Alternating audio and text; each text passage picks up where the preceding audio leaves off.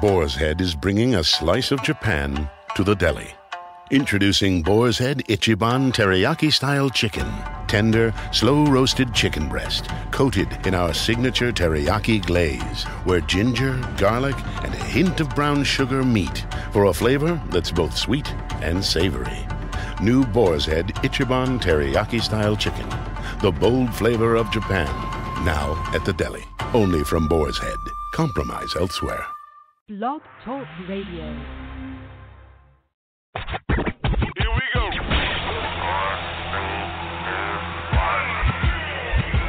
Blast off. This is True Capitalist Radio. True Capitalist Radio. I am your host, the man they call Ghost. The badass of business. Give him capitalism or give him death. That's it. Period. Broadcasting from his Skyline office studios in beautiful downtown Austin, Texas. You sound fruitier than a box of Fruit Loops, for Christ's sake.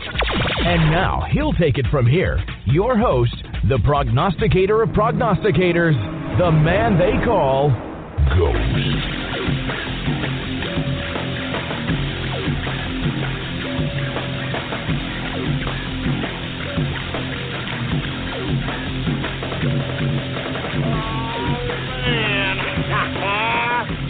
What's going on, man? And thank you for tuning in with me to another edition of the True Capitalist Radio broadcast. And of course, I am your host, the man they call Ghost. And once again, folks, I want to thank everybody for tuning in with me. This is episode number 255 for all the folks that are keeping track of the True Capitalist Radio broadcast. And, of course, folks, if you haven't already done so, please bookmark the official website of the show. It is blogtalkradio.com/ghost. That's blogtalkradio.com/ghost. And, of course, folks, if you haven't already done so, follow me on Twitter. Politics Ghost is the name to follow. All one word, no underscores. Politics Ghost, folks. Anyway, it is a Monday edition of the True Capitalist Radio broadcast. A lot of things have been going down this weekend. Of course, we had May Day, and we're going to get to that in a little bit. But before we do so, folks, I am excited. The Trump train steams full steam ahead, folks. And I'm telling you this right now, I am excited. I think that the grasp of the GOP nomination is within reach here in Indiana. And if you happen to be an Indiana listener, by God, I hope that you go out and vote for this man, Donald Trump. I mean, good Lord, for Christ's sake. I kid you not. I could feel it, baby. Can you feel it? I could feel it. And before we get into anything else, I'd like to go ahead and take a swig of some nice Scotch whiskey because, folks, I can feel the Trump train steaming forward, And moreover, folks, Indiana is the state. If he wins Indiana, it's over officially. There's nothing the damn GOP could do.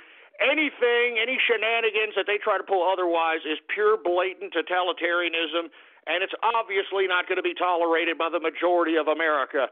I mean, you already got them on the left, and I've said it, and I'm going to continue to say it, folks. All right, did y'all see the White House Correspondents' Dinner, for Christ's sake? They made Joe Biden the main theme in that little stupid, ridiculous charade. Yeah, did y'all see that, for Christ's sake? I'm telling you, folks. You heard it here, folks, on the True Capitalist Radio. You heard it here first, folks. I'm telling you, Joe Biden, now as the days go by, it gets more and more of a possibility that this man may usurp the DNC nomination from Hillary Rodham Clinton. Oh, my God. I'm telling you, I mean, who needs soap operas? Who needs to be worshiping entertainers like, I don't even know if we want to call these broads entertainment, but the Kardashians and all these other people, when I'm telling you, the drama, the continuous nonstop drama of politics is right before your very eyes, folks. And not to mention, not only is it a dramatic stage of sorts, but, folks, what these people do and what they say affect our lives. And I think that it's more than time than any at this point in time for you to partake in your political duties out here if you want to continue to have them. All right, as we've seen, both parties are trying to do totalitarian tactics to take away our vote. They've even had this damn mainstream media suggest to us that, hey, it's okay if you don't have your vote counted. It's the delegates, okay? I mean, you're snickering at us like we're idiots. And as I've said time and time again, if these parties are going to do this to us, folks, they're already done it to whole states. I mean, GOP have given delegates to Ted Cruz that people haven't even voted. They haven't even voted in these states, for Christ's sake. This is Jim Crow laws being implemented on whole states, for Christ's sake. Once again, these parties, they get tax money. I mean, there are government bureaucracies related to overseeing elections.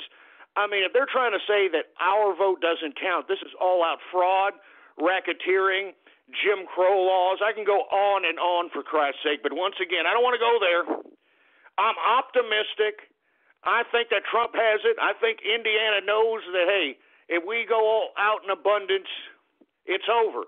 There's no stealing this GOP. You understand that, boy? There ain't no stealing it.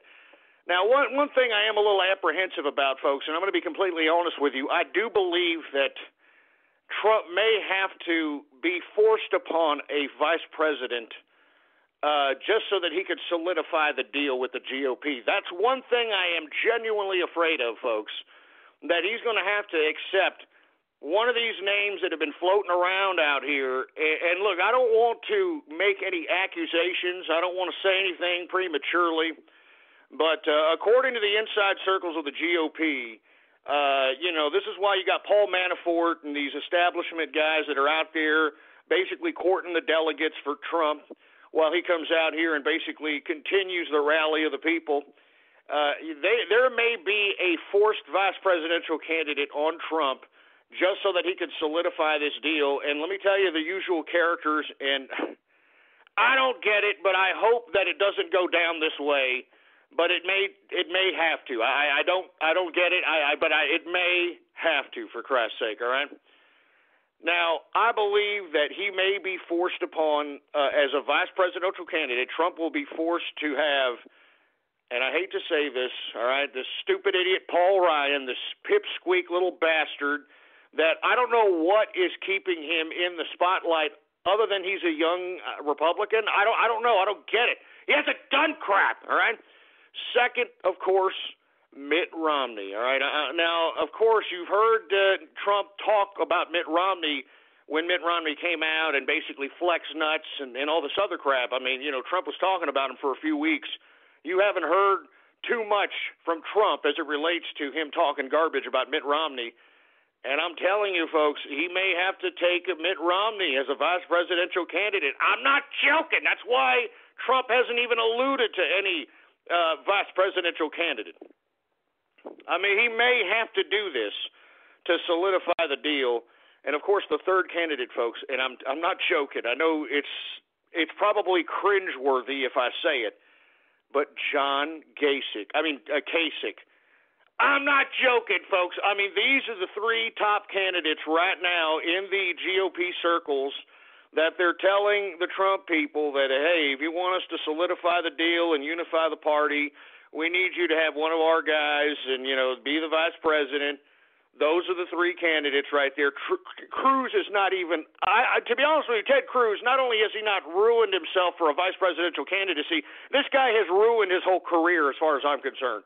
All right, I mean, this guy is going to get voted out of the Senate. His whole damn political career is over. I mean, that whole constitutionalist, I'm a maverick, I'm anti-Wall Street garbage. It's all been uncloaked during this election, for Christ's sake. It's pathetic. But we'll get to him in a second. But once again, folks, I am cautiously observing whether or not Donald Trump may be forced upon a vice presidential candidate that he doesn't necessarily want. And let me tell you, I just heard a speech that Donald Trump gave in Indiana. He's saying things like, John Kasich. I like John Kasich. He's a nice guy.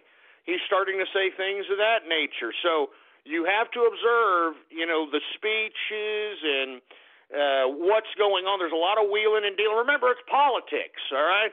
I mean, these damn political parties, they want to, hold on to power. They want the scheme of donors continuously donating to their campaign contribution accounts to continue going, and they're afraid that Trump's going to ruin all that.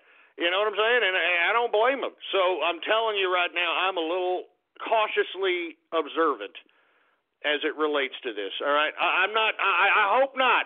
I hope I'm wrong, but I'm telling you, I'm a little close to the inside circles. At least I have tentacles. Let's put it that way, into the inside circles of the GOP, and I believe that this is what's happening right now. That's why you're seeing Donald Trump a little bit less talkative about the three main characters that I just said. You don't hear him talking too bad about Paul Ryan anymore.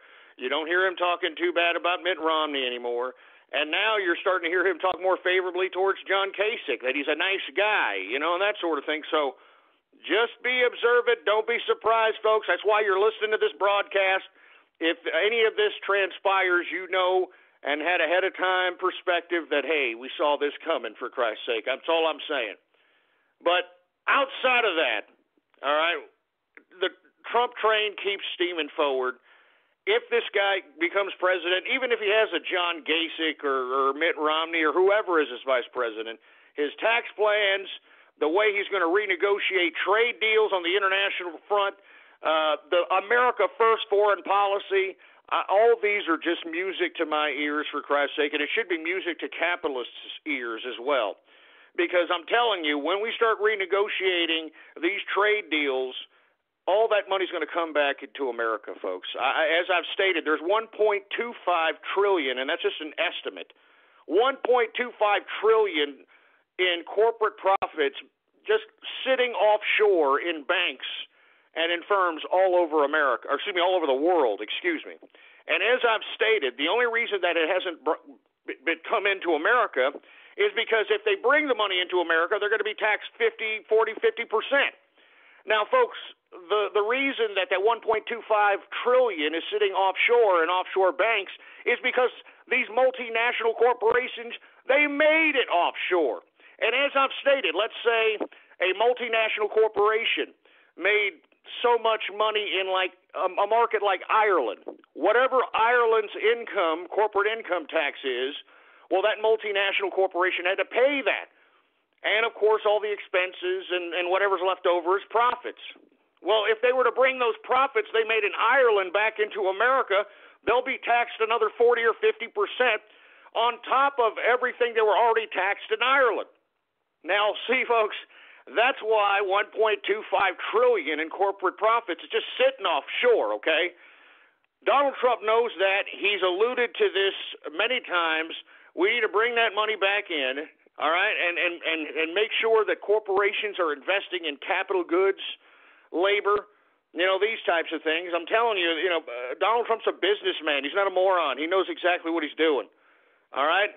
We bring back some of these damn manufacturing jobs to America. We start producing things again.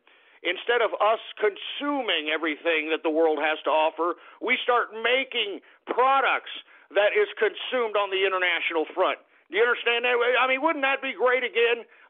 We start making products manufactured in America that is sold on the world market because it's better quality, because it's better produced, better material. All the things that made America manufacturing. Do you remember that? Huh? Making made in America means something again, for Christ's sake, is what Donald Trump wants. And that spells good for capitalists. That spells good for those that want to move up in society, that want opportunities instead of damn handouts. And that's why I strongly advise everybody who's in Indiana, and whenever it is your time to vote, go out and vote for Donald Trump, all right? Go out in mass numbers, all right? I mean, carpool, get as many people as you want, rent a van, I don't care what you do, get as many people to the polls, and don't let these goddamn establishment jerk dicks try to do any totalitarian shenanigans to take away the people's vote, all right? I mean, we want it so obvious that Reince Priebus and this Curly Hoagland and all these other establishment jerkasses aren't going to be able to pull off any of these ridiculous backroom deals, stealing delegate shenanigans. There's no way they can do it. And if they do it, they're going to have a serious problem. Let's just put it that way, folks. Anyway, once again, I'm excited. The Trump train moves forward. It's into Indiana. I'm strongly advising everybody in Indiana to go out and vote.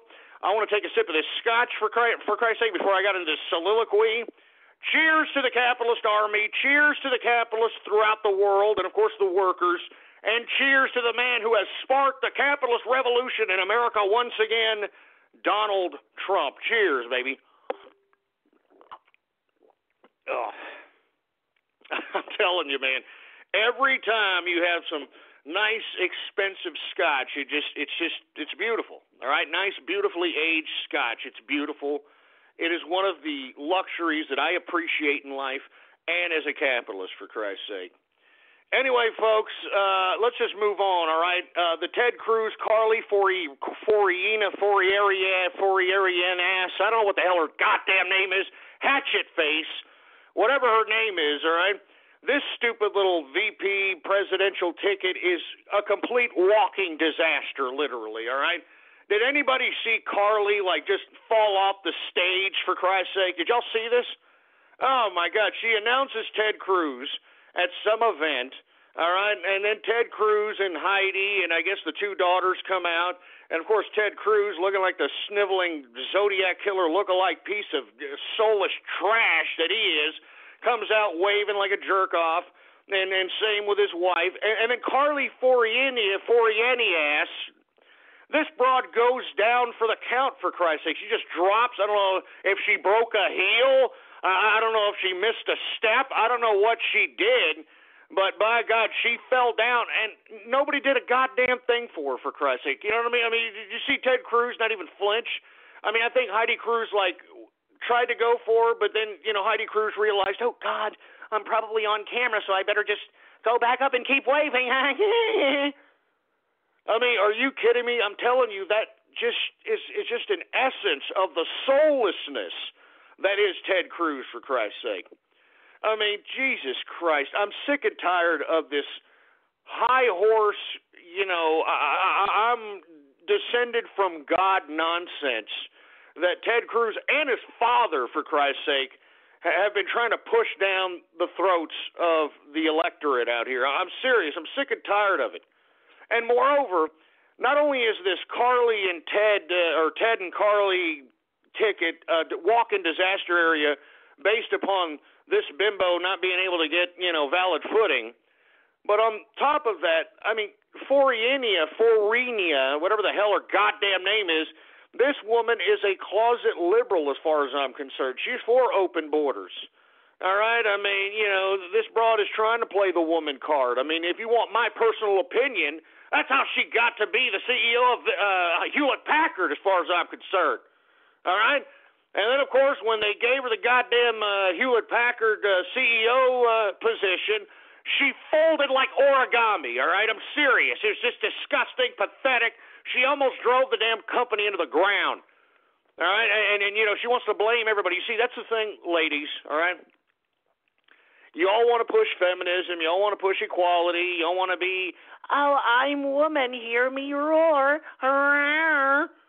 You have to take responsibility when, the obvious is there, all right? I mean, the obvious is there. And let me tell you, it's more than obvious that Carly Fiorina-ass literally drove the damn Hewlett-Packard company into the ground. You know that this broad was paid to leave? I mean, they had to pay her to go away. Seriously, that's how bad this bimbo was, for Christ's sake. And this woman tried to run for president because what? Hillary Clinton's running for it, and she thought she could out-woman card Hillary Clinton? It's a disgrace, man. Just to think, ladies, that's how stupid these women think you are. I mean, I'm telling you, these condescending, hypocritical pieces of trash women that are trying to claim to be mouthpieces for you are just complete hypocritical, soulless garbage.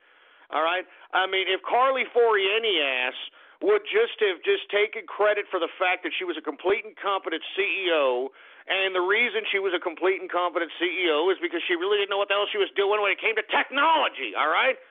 I mean, she was stupid. She allocated the resources of the company in ridiculous fashion, for Christ's sake. All right? I mean, it's pathetic. That's why they paid her to go away. All right? And then you got Ted Cruz over here trying to say, well, Heidi, I've been banging a lot of women, Heidi. And I think that Carly Fiorina-ass would be a perfect way to continue that psychology of women that is already coming our way, Heidi. All right, I know I'm a philanderer. I know I bang married women. I know that I patronize the prostitutes. I'm sorry, okay? But let's roll with this, Heidi. Let's spin it. I mean, this is how soulless these people are thinking, in my view. It's just a walking disaster area. Anybody who's still voting for Ted Cruz after this, you need to have your head examined. You're worse than the people that voted for Obama at this point. I'm serious. I mean, if you're still willing to vote for Ted Cruz after all the goddamn hypocrisy, totalitarianism, complete dodging of the question on why he wins voterless elections, evasiveness, splitting hair, lawyer, legalese, hyperbole crap, then you need to seriously have your head examined. I mean, you're worse than these people that voted for Obama that believed when they voted for this man, everything was going to be paid for, from their house, their car, their gas. I mean, these people actually thought this, and you see, you are no different than those people at this point in time. I mean, if you want my opinion, you're a little worse, because, Ted Cruz isn't even selling you on the fact that he's going to give you dick. All right, I'm serious. He's just out here trying to put a Bible in his hand and say, I'm a conservative. Don't look at the wee-wee in the back of the curtain. I mean, seriously, that's really what he's doing. It's pathetic. I mean, at least these idiots that voted for Obama actually thought they were going to get something. You know, what's your excuse, Cruz Crew, or whatever the hell you call yourselves? What's your excuse? This guy's not even going to give you crap. He's not even telling you the truth. You know what I mean? He's not even, giving you inspiring rhetoric. I mean, have you ever seen this guy speak, for Christ's sake? I mean, what a drab, boring, Jesus Christ, you could bore the balls off of an insurance company convention, man. I'm serious. I mean, you want this as your president? You think that they're going to respect this weaselly-looking rodent? I mean, you think anybody who's sitting across from the table from this guy is going to take him seriously? Absolutely not, all right? He's a sniveling little weasel. He's the Republican Obama, for Christ's sake. Hasn't even fulfilled the whole goddamn tenure in the Senate, and he hasn't even accomplished anything in the Senate, let alone fulfill the tenure, and wants to come along and be president, thinks he can be commander-in-chief, thinks he can totalitarian style take delegates. I mean, it's just a disgrace. Ted Cruz, you've ruined yourself. You've ruined your brand. You're not going to be reelected in Texas. I can tell you that right goddamn now. You're not going to be reelected in Texas. Your whole goddamn political career is finished. It's over. All right, you better, move to some shitbag little town out here in Texas and hope that you become a city council member after this political ridiculousness that you have displayed. I mean, you've literally spit on everybody that believed that you were a constitutionalist conservative. But once again, I mean, it's nothing that I'm not used to from you conservative pricks. I'm telling you, that's why I'm no longer a goddamn conservative. All right, you're all hypocrites. You all say one thing and do the complete opposite, literally. That's why you can't take them serious at all, period. All right, I'm serious. I mean, that's why I'm not even considering, the whole conservative idea anymore, because I don't think it exists. All right, I think everybody out there is a sick, twisted prick. I mean, the internet, just hang around here for a few hours, and it'll tell you how sick, society really is. So whenever I hear some idiot trying to claim they're holier than thou, trying to claim that, I'm a faithful member of the Lord and all that crap, I start taking about steps away from that asshole. I'm serious. I don't trust anybody that claims that they're somebody that's living for the Lord. I don't trust anybody that claims they're a pastor, a minister. I don't trust any of those people. All right? When they start invoking the Lord's name, before you even get to know these people, you better steer way clear of these people, because in my opinion, 99.9% of people that, just automatically, right when you meet them, the Lord this, Jesus that, right off the bat, they're con artists. They're people that want to utilize these methods of spirituality in an attempt to try to screw you out of whatever it is. I mean, if you're a good-looking woman, the pastor may want to lay you down on the bed, if you understand what I'm saying. If you're kind of wealthy, the pastor may want to hit you up on the goddamn collection plate, if you understand what I'm saying. I mean, it's disgusting. It's filthy. People need to start understanding this and waking up, because this is reality. And once you understand how reality is, that's when you can start becoming more than you can be, because then you're not surprised. You're not bamboozled by reality. You understand? Because most people aren't living in reality. I mean, look at these hipster assholes, for an example. These stupid idiots that are all conforming and pretending to be nonconformists, but all conforming with the stupid glasses. I'm telling you, every time I see somebody with those stupid hipster glasses, man, I just want to take them off their freaking face and smash them with my freaking boot, for Christ's sake, boy. I'm not kidding around. They make me sick, especially out here in Austin, Texas, for Christ's sake. They're everywhere. All right? And on top of that, what are the males doing? They're all getting a full beard. Like, you know what, you're masquerading your femininity, you're masquerading your download brother grinder app downloading piece of fruit bowl trash, and you think that you can hide that behind a goddamn beard, you fruit bowl? I could see right through you hipsters, all right? I could see right through you. You can grow that beard as bushy as you want, boy. The fruitness, it's all over you, for Christ's sake, man. You're like a freaking cornucopia of fruit. You're a fruitamaluma for a fruit bowl. Doesn't matter how much of a goddamn beard you grow, you silly hipster bastards. And then you got the women, for Christ's sake. I mean, good God, have you seen these hipster women? They all look like Elizabeth Warren. I'm serious. I mean, they're like a cartoon character, for Christ's sake. Oh, but I'm a nonconformist, okay? Look at me with my hipster glasses. Jesus Christ. I'm sorry going off keister there, folks, but seriously, enough of this, all right?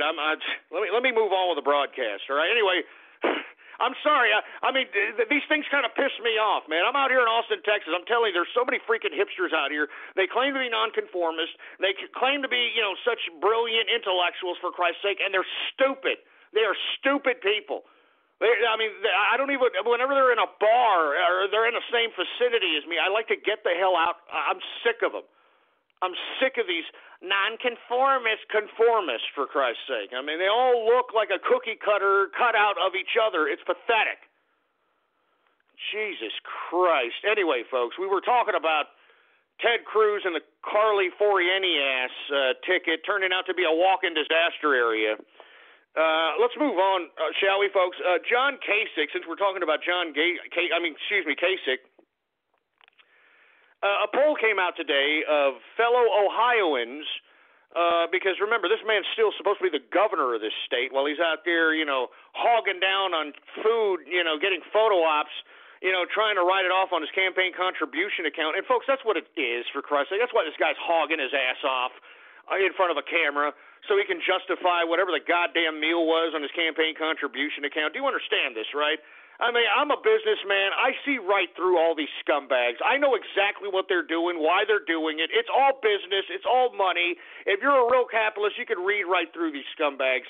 And really, that's why Donald Trump is calling this stupid asshole John Kasich out on his eating habits, because the guy's got so much footage of him eating someplace, somewhere. He's not flipping the tab for that. You think he's coming out the John Kasich personal account pocket? Absolutely not. He's got cameras in his face. He's supposed to be campaigning. This guy could go out. He can have a night on the town. He could buy whatever he wants as long as he got a camera in his face. He could justify it to the goddamn campaign contribution fund, for Christ's sake. You understand how these goddamn scumbag politicians work? That's how they work, man. That's why every time I see them, I know what they're doing. They can't fool me. I'm a capitalist, boy. You understand that? I know what you idiots are doing. Anyway, they took a poll today, or I think it was yesterday, whenever it was. Fellow Ohioans are basically, they want this idiot to drop out and start worrying about their goddamn state. And I don't blame them, boy. I don't blame him. To be completely honest with you, John Kasich, what in the hell are you doing still in this damn race? It makes no sense. It's impossible. But once again, I'm telling you, this idiot believes that when he gets to the convention, he's got enough clout within the Republican Party that they'll force him to be a vice presidential candidate. I'm not joking. It's either him, in my opinion. I hope Trump doesn't go this way and kind of goes in opposition of what the inside talk and the inside deals are suggesting. But I would not doubt if Donald Trump is forced a VP, like I said, Paul Ryan, which would be, I think that's probably the worst case scenario is a Paul stupid-ass Ryan. Mitt Romney, which I don't know. I mean, it's bittersweet with Romney because of the garbage he talked and, all that stuff. But it's politics, that's what it is. And then John Kasich, for Christ's sake, man. Now, I hope that Donald Trump doesn't do that and he completely rebels against any kind of suggestion by the GOP to take one of these losers and he picks his own man. But by God, man, I mean that would be not good. Just not cool, not good. We don't need any of those three bastards, to be honest with you. Anyway, John Kasich, time for you to drop out. All right, the state of Ohio. Why did I leave Ohio? Jesus Christ. The state of Ohio wants you back to work, all right, you fat ass. All right, stop shoveling food down your gullet like a goddamn garbage disposal and writing it off on the damn presidential campaign contribution account, boy. You understand that? It's time for you to drop out of the race, go back to work. There's still the damn governor of the damn Ohio over there. All right, they need your help. I mean, it's obvious that the oil you struck doesn't really mean dick anymore. It seems like everybody's striking oil, for Christ's sake. I just read an article recently that Israel has struck oil out there in the Dead Sea, I believe it is. And I'm serious. And one of these seas out there, Israel struck oil. You got Canada striking oil. We're striking oil with all kinds of different fracking methods and so on and so forth. I mean, everybody's striking oil. Anyway, once again, John Kasich, your state needs you. All right, asshole, get off the campaign trail. I know you're having a good time feeding your fat ass, going. He's always going into stores, always going into restaurants. He's always buying something. And there's got to be a camera there, boy. He can't write that off. He can't legitimately charge that on the damn campaign contribution account unless there's a camera there, unless he's campaigning. You have to understand this. This is what it's all about with these scumbags. It makes me sick, all right? All of them. They all make me sick. That's why Donald Trump is the line in the sand as it relates to these damn career bureaucrats. That's why they're shaking. That's why they're scared. That's why none of them want him to be a possibility as a GOP nominee. Because then Donald Trump redefines the politician, for Christ's sake. No longer are we just going to accept what these scumbags tell us. No longer will we accept them lying to us, for Christ's sake. We're going to be politically aware, I believe, after this presidential cycle. I believe more people are going to be insightful about political news. They're going to want to be informed, and they're going to want to practice their political rights at this point in time. I believe that this is happening via the Donald Trump candidacy, folks. I think that it's so good for America what has happened here. That's why I'm back. That's why I'm back, for Christ's sake, because I want Donald Trump to be elected president, and let me tell you, it'll be capitalism to the fullest, baby. I'm telling you, it'll be great for capitalists. It'll be great for business owners. It'll be great for entrepreneurs.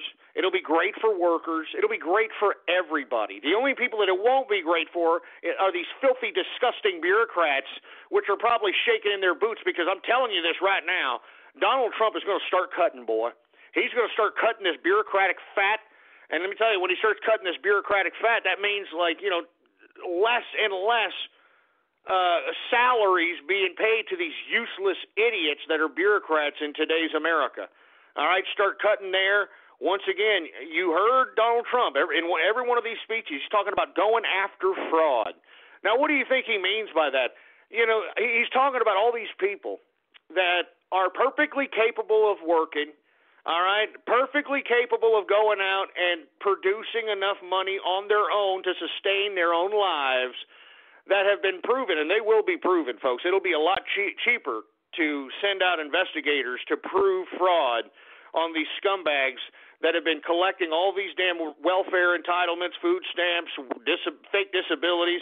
It'll be a lot cheaper to send the investigators out there to capture them and document them committing this fraud and then taking it out of their ass. I'm telling you this right now. You people think I'm joking.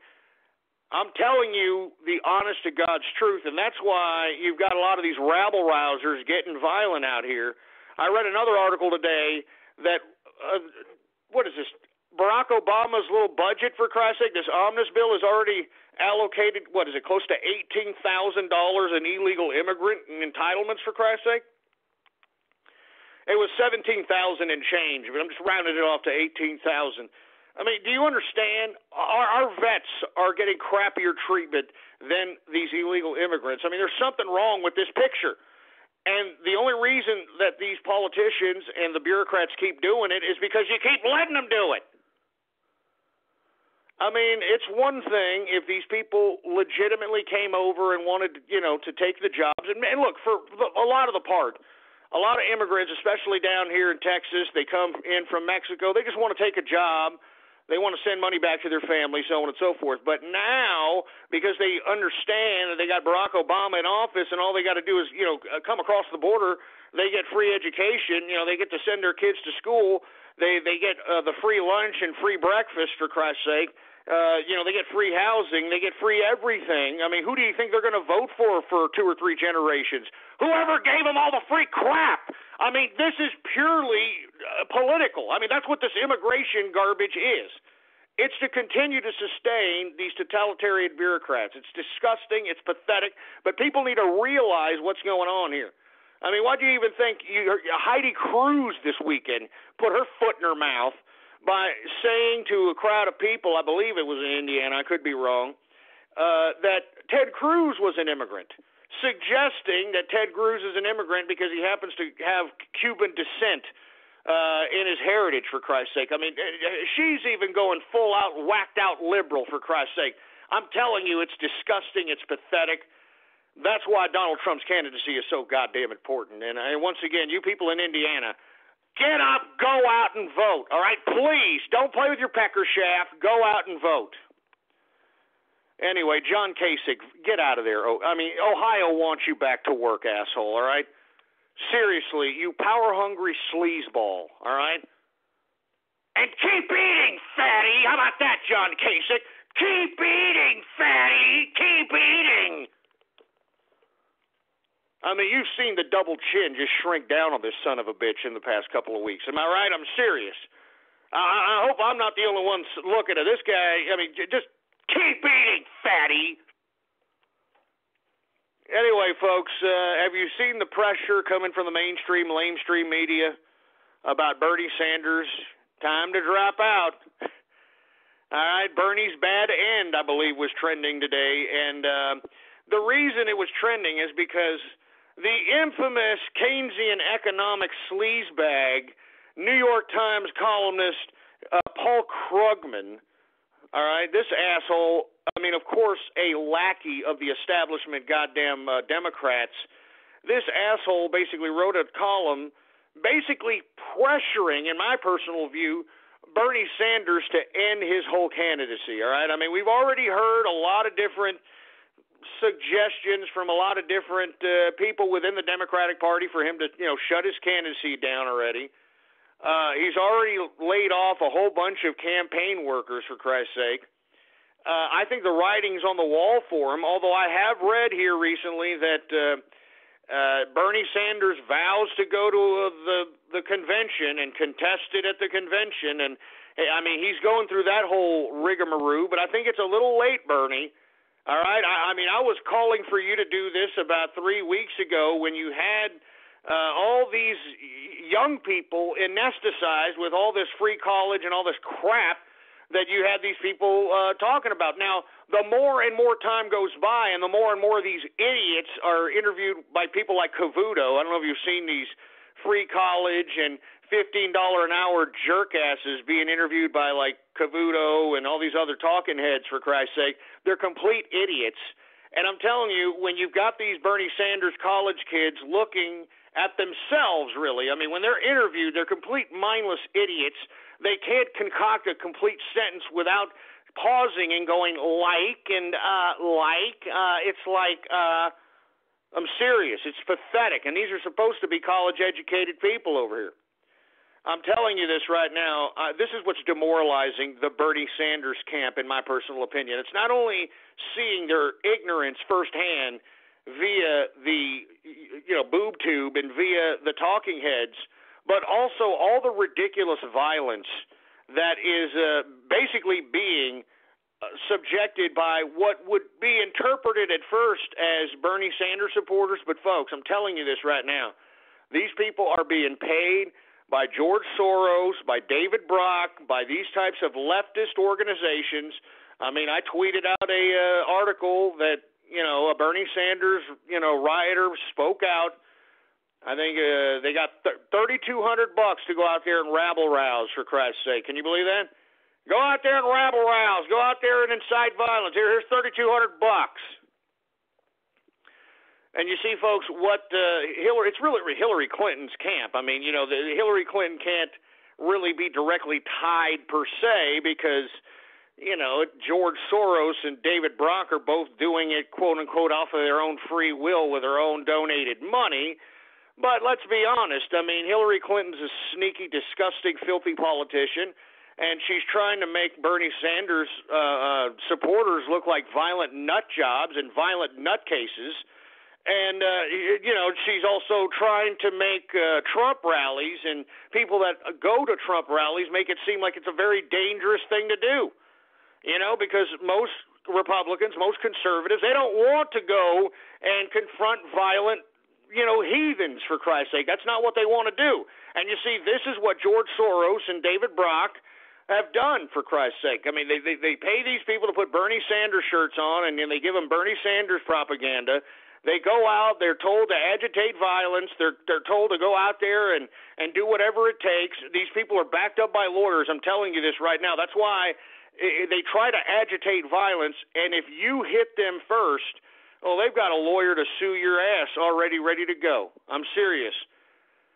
That's why they want to instigate violence. That's why every time that you see these damn supposed Bernie Sanders supporters that are acting violent, there's always a camera in their face, or cameras, plural, in their faces, because they're the ones that are going to try to instigate violence so that they could sue these people and so on and so forth. That's why if you ever see these Bernie Sanders supporters or these violent agitators, do not touch them. Make sure there's a camera on you, and if they touch you, file charges and take that crap all the way to trial so that you can expose the hidden agenda that was their agitation of violence. I mean, you could literally get racketeering charges put on within the trial if you expose the fact that these people were paid to agitate violence, that they were paid by a third party to agitate a violent situation. I mean, if that's proved in a trial and in court, and let me tell you, when you take things to trial, you could subpoena anything, all right? You could subpoena anything, and if you prove that these scumbags were actually paid by Media Matters, David Brock, George Soros, then all of a sudden there's election laws, there's racketeering charges, all kinds of stuff, and it goes to the top, and you expose this crap. That's what we need to do. We need to expose this for what it is. It's fake political games. It's shit. So that's why Bernie Sanders, with all due respect, he doesn't know what the hell to do. He's 75 years old. I'm surprised this guy can still get up every morning without, stumbling over and breaking his hip. I'm serious, man. I mean, this guy doesn't look like a very strong 75-year-old from my perspective. He looks very scrawny. He looks frail as far as I'm concerned. I don't think this guy's suitable to be president, first of all. But secondly, I don't think he knows what the hell to do. I mean, I think he wants to contest the election, but at the same time, he doesn't want to screw up anything that he's already got done in the Senate. You know what I'm saying? He doesn't want to screw up any committee positions that he has. He doesn't want to. He wants to actually make clout within the establishment. But once again, folks, I don't think he's going to contest the election. I think this is all rhetoric. The campaign workers being laid off, I mean, that's just a tell sign that that is it for Bernie Sanders. And I think that the Bernie Sanders people need to start recognizing that not only did I tell you so, but you need to start recognizing that your only option at this point in time, if you want to revolt against the establishment, if you want to get back at the political class, if you want to get back at the Democrats, the only option that you have is to vote for Donald Trump, all right? I don't know how much more anti-establishment Donald Trump has to be for you Nimrods to realize that even if you hate the man, disagree with his politics, whatever, all right?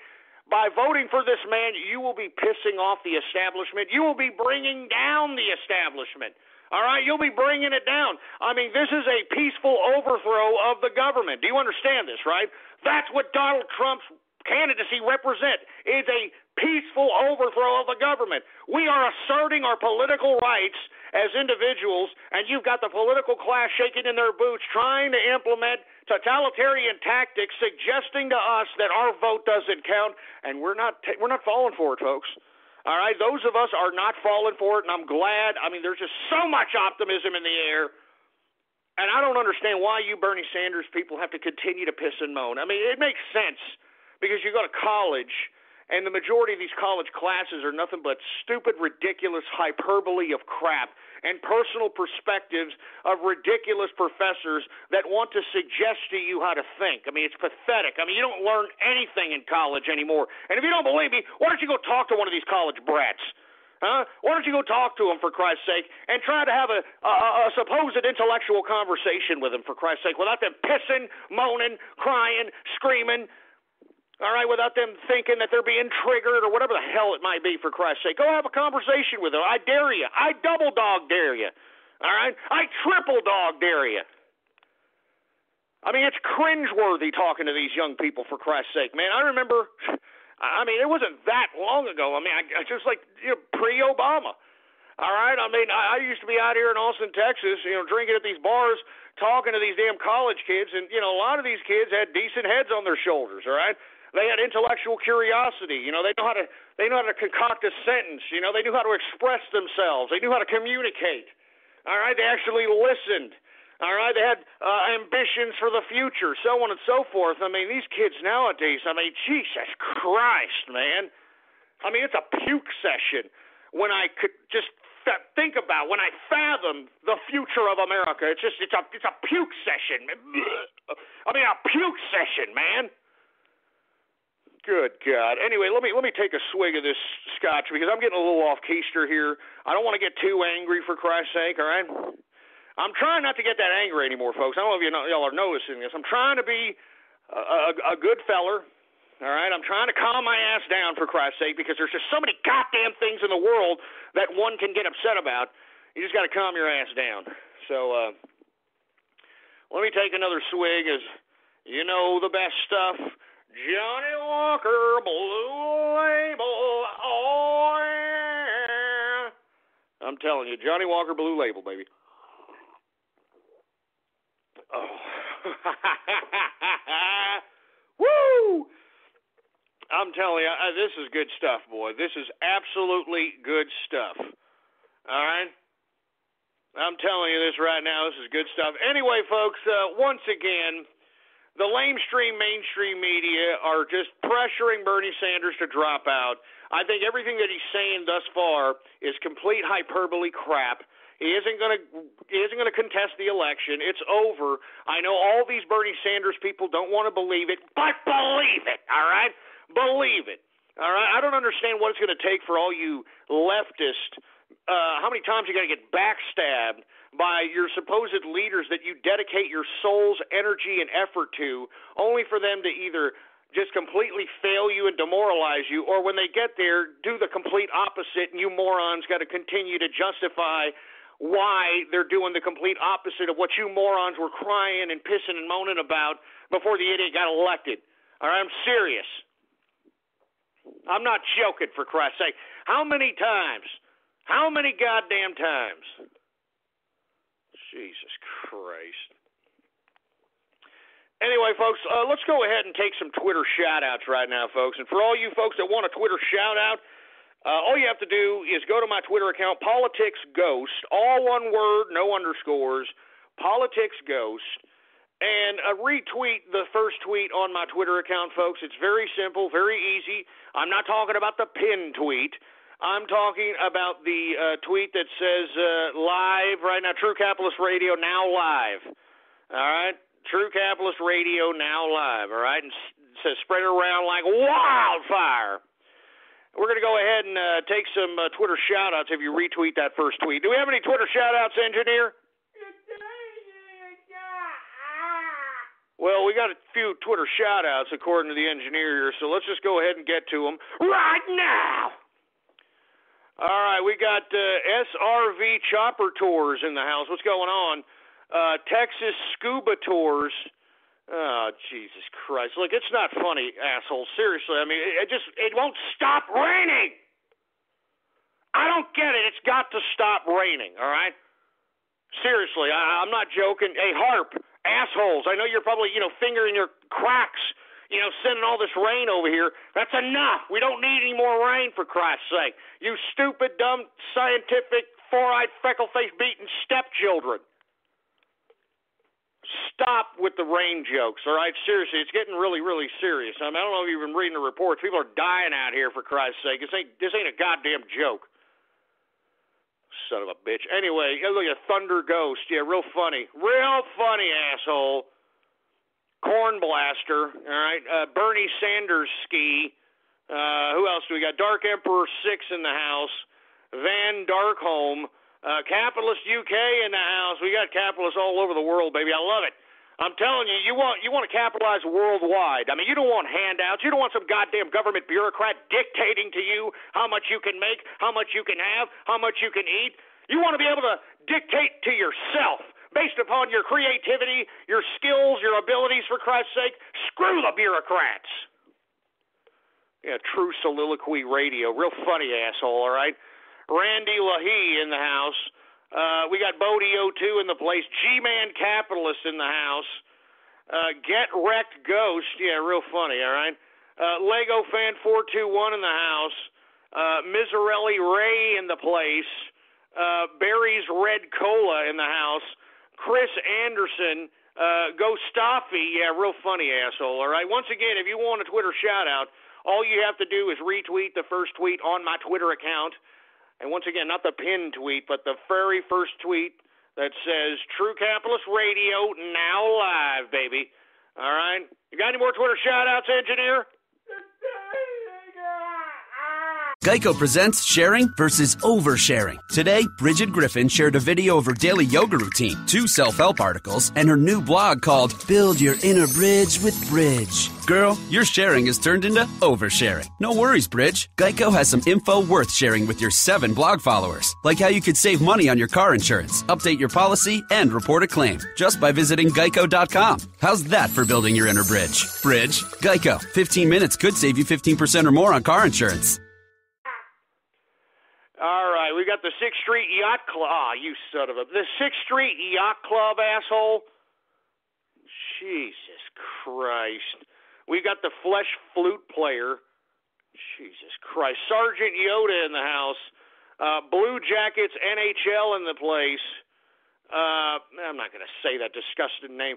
Concern _man_ in the house. The Ignorant Apple in the house. Always Rogue in the place. Japanese Mutants in the house. Cosmic Wolf 44. Sink 6th Street. Yes, Sink. You son of a bitch. You shove it up your ass. We got Capitalists for Trump. Can't stump the Trump in the house. Off Keister Radio. Real funny, asshole. Real Jesus Christ. Who else we got? We got El Ghostavara. Yeah, real funny, asshole. I mean, gee, enough of these sick-ass names already, all right? I'm sick of you damn Twitter trolls, man. You damn cyber vermin out here with these sick troll names, and, you make me sick with some of them. I'll be completely honest with you. You make me sick, all right? You make me sick. Like Spermy the Cruise, all right? Yeah, real funny, asshole. The Tentacle Army. Oh, yeah, real funny, asshole, all right? We got Green Leader 1978. We've got Anthony Susio. What's going on? We got Special SP Boogeyman in the house. We've got Ghostler Fritzl, real funny, for Christ's sake. We've got Spread It Like AIDS in the house. That's gross, man. Come on. We got regular TCA in the house. What's going on, man? It's good to see you. We've got Ghost Brock. You asshole. I'm not saying that. And leave my dog alone, all right? Don't make fun of Templeton. Leave him alone. Jesus Christ. Commander Biff in the house. Wheelchair on your face. I'm telling you, I regret the day that I even suggested that the possibility of me being in a wheelchair, never crossed your minds. But I'm not a cripple, all right? I was just making a point, asshole. Jesus Christ, man. We got Manhood Magic in the house. I'm not saying that sick-ass name. Capitalist Prankster. We've got Scuba Dive in Texas. Yeah, real funny, asshole. True Octopus Radio. I mean, what the hell, for Christ's sake, all right? Jesus Christ. I'm not saying that sick, disgusting name. You guys are getting sick. Yeah, Rainy Tears, Texas. Look, enough of the damn flooding jokes, all right? This is serious business, all right? This is not a cute game, all right? This is serious business. It needs to stop raining out here, all right? I know Harp is messing with us, for Christ's sake, because we're Texas, boy. But let me tell you, it's got to stop freaking raining, all right? We've got pills for Prince, really? Oh, my God. Speaking of Prince, I mean, did y'all read that his chef suggested that this guy always had like a nonstop flu or a cold or some kind of ailment like weeks before his death, for Christ's sake? I mean, I alluded to when he first died that the man may have had the AIDS, and I'm starting to believe it's possible that he may have. I mean, stories are starting to come out that he may have contacted the AIDS. Well, actually, he had HIV that turns into the AIDS, whatever. And, he knew he was going to die, so the guy was just, loading up on Percocet. This is all alleged, of course. They was loading up on Percocets, and, it's really how he wanted to die. He was just, he didn't leave a will. Now, I'm not going to believe that. I don't believe anything without the evidence. I think it's rather convenient, though, that this man died. And let me explain why, folks. I don't really believe that people that just die out of nowhere, that are worth more dead than alive, just die for nothing, all right? This guy had no will. You notice that? His estate has no will, so who is going to inherit all those music rights? Is it going to be his record executives? Is it going to be the people that signed his contract? I mean, seriously, those are music rights that, are going to be very, very valuable at this point in time now that the man's dead. I mean, who's going to inherit that crap? I mean, I'm telling you this right now. When you start being worth more dead than alive, you've got serious problems. I'm serious. I'm not joking around. I mean, if you're worth more dead than alive, you better leave the country. And what I mean by that, that's why I told you kids out there to ask your parents if they've got an life insurance policy on you. And if they do, you better watch your ass. And if they do, you better look at yourself in the mirror. And if you look like a fat tub of shit, excuse my French, and, it's unhealthy garbage food that you've been eating, there may be a reason why, they are feeding your fat ass and hoping that you stroke out, hoping that you have a diabetic coma or something. I'm serious. I'm not kidding around, all right? I don't think any parent should have life insurance on their children, all right? I'm sorry. All right, you're just asking for it. I mean, I'm sure you wouldn't be that concerned if you're a parent and you have life insurance on your kid. You wouldn't be that concerned him going out on the town, going out with friends, go skydiving. I mean, it's sick, man. I'm telling you. The more and more I'm unearthing about these Republicans out here, like Paul Ryan's mother, Betty Ryan, and Randall Dunning and his wife, for Christ's sake, and all these people capitalizing off of death. It's grotesque. It's disgusting. And I can't believe that people are actually proud of themselves and can call themselves, accomplished members of society when, the majority of their capital came from somebody else's demise. It's disgusting. It's grotesque. I hate it, all right?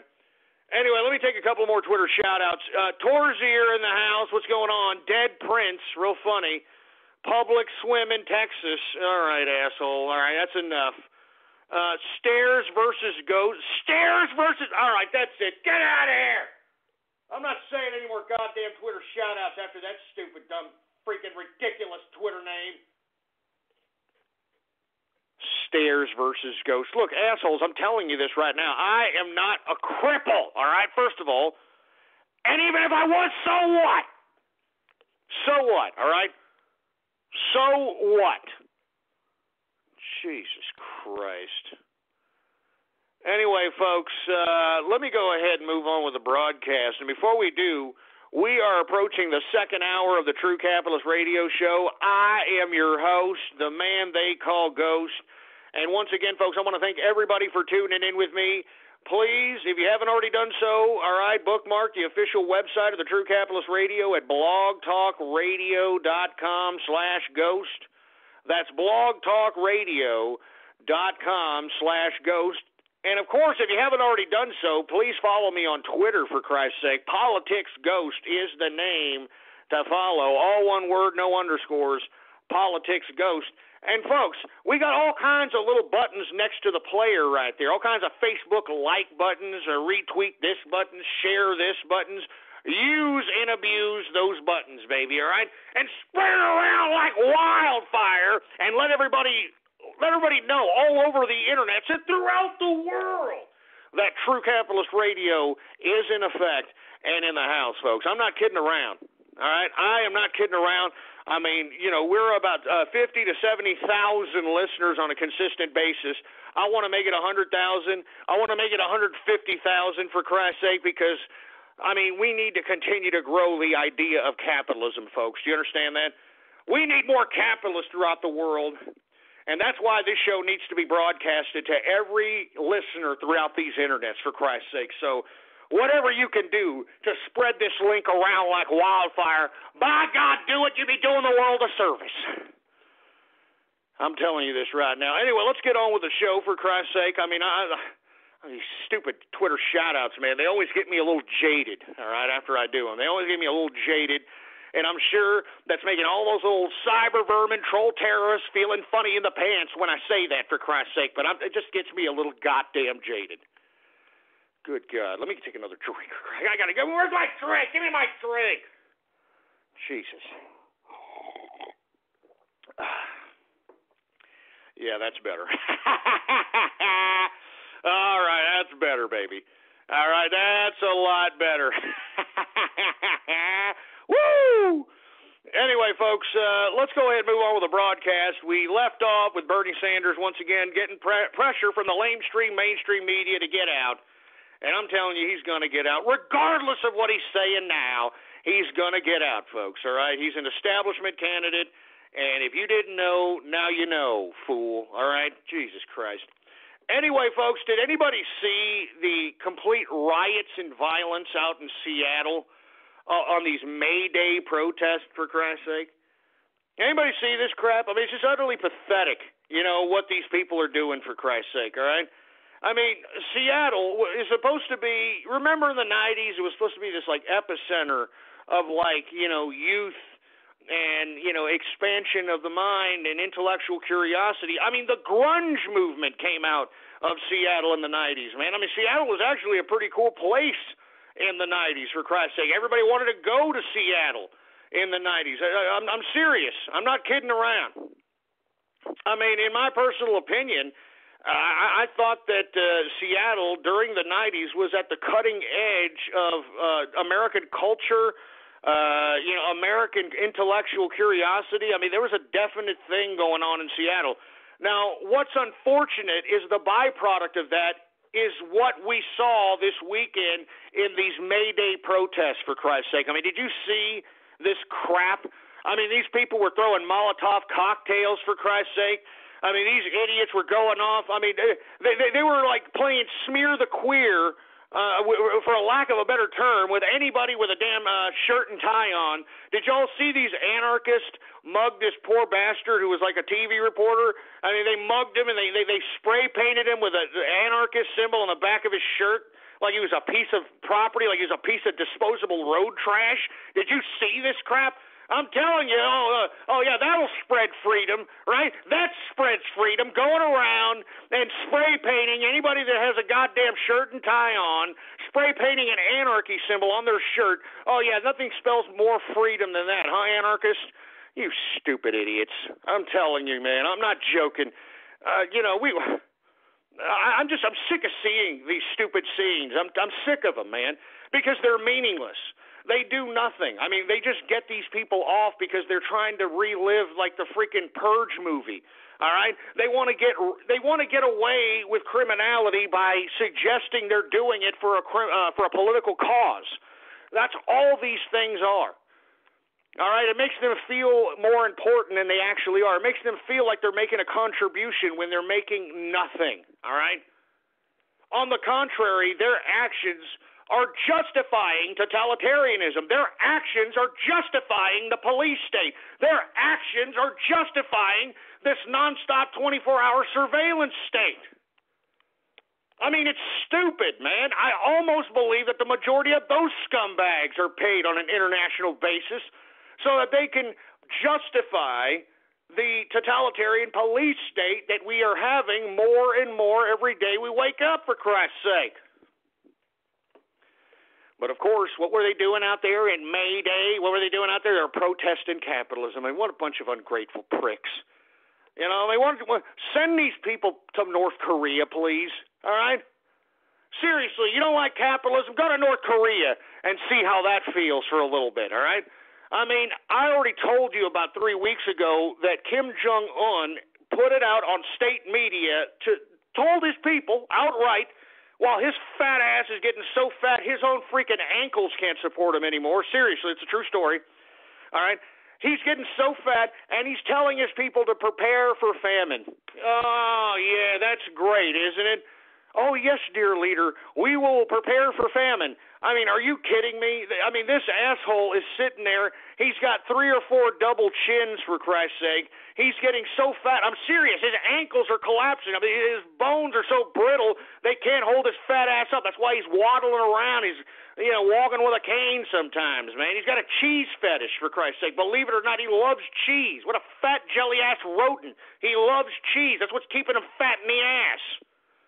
And he's a diabetic mess on top of that, for Christ's sake. Seriously. I mean, look it up. I'm serious, man. I mean, why don't you go to North Korea? I mean, why don't you go to Venezuela, for Christ's sake, huh? I mean, oh, yeah, Venezuela's cool, dude. They're down to a 2-day-a-week work week now, dude. Yeah, that's because they have to go 5 or 6 hours a day without electricity, you idiots. Because what did they do? They believed in socialism. They allowed the state to be the dictators, quote-unquote, of the proletariat, so it's their central planning, their investment of the country's economy, and instead of investing in anything other than hydroelectricity, all right, now they're in dire straits because there ain't no rain happening in Venezuela right now, and because there ain't no rain in Venezuela, those dams that they use for hydroelectricity, the turbines aren't able to supply the cities with enough electricity. So what is socialist central planning concoction? 2-day-a-week work weeks, 5 to 6 hours a day of goddamn no electricity, for Christ. I mean, it's just a disgrace. This is the culmination of your leftist romanticism, you idiots. This is the culmination of socialism, communism. Do you understand that? I don't know how many times I got to tell you people this. All right? The only difference between communism, socialism, and capitalism is that in communism and socialism, you idiots, I'm talking to people, you willingly give full authority of the money, all right? Because it's all about money, you idiots. I know you political romanticists don't want it to be about money, but it is. All right, doesn't matter if you're communist, socialist, the government is in charge of the money.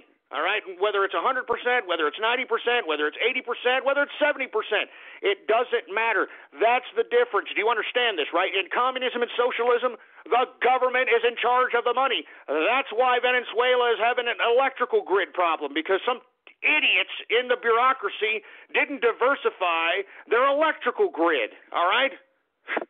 And this is the same country sitting on the second largest oil deposit in the world. Now, why are they having problems? Because the oil price is at like $40-something a barrel right now.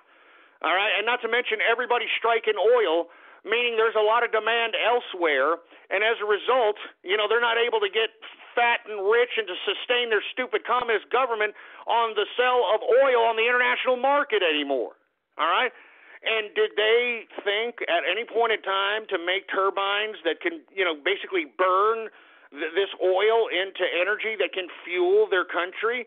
Yeah, they did it one time, like in the 80s, but the bureaucratic red tape, the corruption, the funneling of funds and money made not only those turbines that were created and funded by the government in the 80s, those oil-burning-based turbines, not only were they not capable of working because of the corruption and the favoritism. You know how bureaucracy works. Everybody wants their cut. Everybody's trying to get the money, put it in their pockets, for Christ's sake. Not only did they not work, they never tried it again. After 1984 to 87, they never allocated money to diversify their goddamn electrical grid. They never allocated money or even bought it on the world market, for Christ's sake, for fuel-burning turbines to freaking electrify their cities. You see, this is how stupid, this idea of communism and socialism is. Venezuela is a good example of it, morons. And now people are forced to accept no electricity for 5 or 6 hours a day. How are you supposed to even keep food preserved at this point in time? It's a war zone out there. And you see, that's what you idiot romanticists keep thinking, that when you get socialism, you get communism, that money goes away. Money does not go away, idiots. All right? It's all about money. Every country in this world, even dumbass North Korea, needs money. Why do you think they're blasting these freaking, these glorified, firecrackers in the air, claiming that they can, deliver a freaking nuclear warhead, all right? They're doing this because they want money, all right? They want money from America. They want money from the international community so that they, quote, don't pursue a nuclear weapon because they can't afford to feed themselves. It's about money, idiots. It's always about money. If you're a communist or socialist, it doesn't matter what system. All right, you're just giving the authority as people. You are voluntarily given the authority of the spending purse of the entire country's GDP, gross domestic product, to the government and its bureaucrats. That's what it's about, man. I'm serious. I don't know what you communists and socialists believe is different other than that. That's the only difference. Money's always going to be around, idiots. I know you think that, we don't need money, and I want something without money. It doesn't work. Ask the Europeans, man. They've tried this socialist crap already, man. It doesn't work. It doesn't sustain itself. All right? There's not enough money to sustain unlimited amount of generations on socialism. Do you understand this? I know it breaks your stupid, dumb, political, romantic heart, but the sooner that you come to grips with that reality, the better. And the difference between communism and socialism and capitalism, the people keep the money. Do you understand this? In capitalism, the people keep the money, and they try to keep as much of it as they possibly can. All right? Because, unfortunately, government is going to be around because, really, what government's role should be is that of a referee, not a dictator. All right? A referee, enforcing the rule of law, making sure our country's safe, so that we can sustain our way of life. That's what the government's about. And look, it shouldn't take that much of our money away. If we are the labor, if we produce, if we work, why should these people take money out of our pockets outside of anything more than they actually need to referee this society? That's the difference, assholes. All right, the difference is in communism and socialism, the government is in charge of the money because you gave it to them. You got on your knees and said, here, bureaucrats, here's the money, here's everything that I'm worth, here's all my labor, here's everything for you. You deal with it. You understand that? And in capitalism, the people get their money. And let me tell you something about people, all right? The market will dictate the allocation of resources. Do you understand this? Under capitalism, what's happening in Venezuela wouldn't have happened. Some capitalists would have seen that, hey, wait a minute, there's only hydroelectricity out here. There's got to be a drought at some point.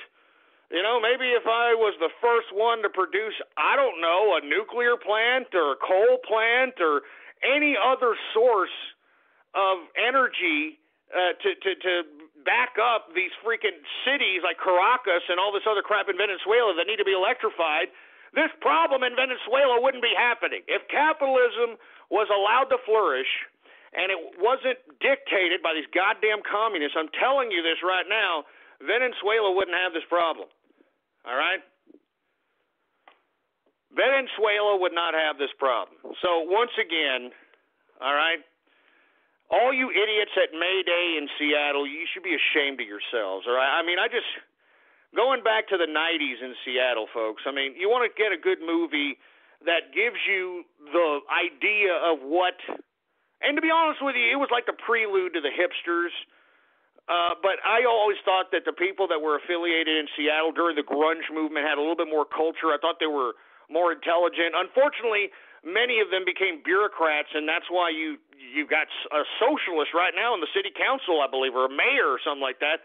I mean, seriously, you got a socialist council member or mayor or something like that in Seattle.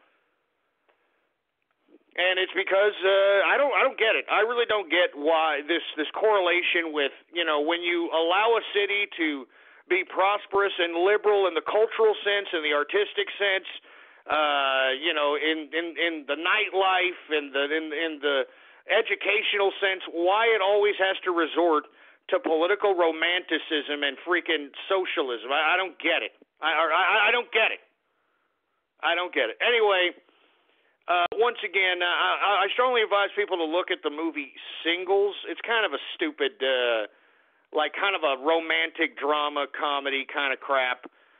But it gives you an actual insight into Seattle. I mean, and how young people at that time were living, so on and so forth. Another decent movie is an independent flick, by the way. It has Jared Leto and Gyllenhaal, and the movie is called Highway.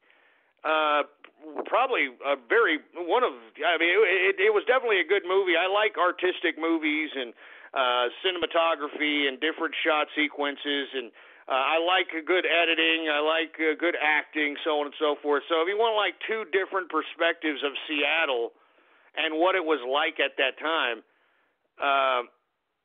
I'm telling you this right now. I mean, you know, it is what it is. You know what I'm saying? And I don't understand why these May Day protests out here in Seattle have to resort to violence and anarchism and leftism, but I don't know. I mean, I think there's a correlation with you let a city get too liberal, all of a sudden they become, you know, communist socialists. I mean, that's what's happening out here in Austin, Texas, for Christ's sake. I can guarantee you that. And I just don't get it. As a matter of fact, I don't want to get it. So, you know, all you May Day protesters that are out there that were, you know, causing all this violence, you know, go suck a tailpipe, seriously, all right? You know, go drink some freaking bleach or something. I mean, seriously, all right? Anyway, let me move on with the broadcast, folks. Did you hear CIA Director John Brennan warning us against releasing the 28 pages of the 9/11 report? Can you believe that? This is the CIA Director, all right?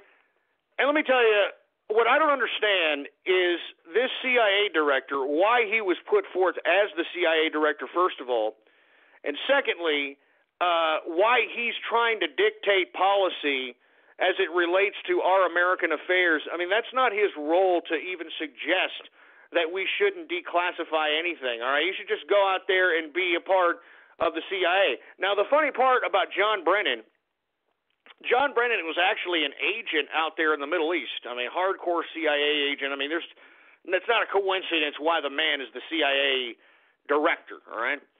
And according to reports, this man has converted to Wahhabism.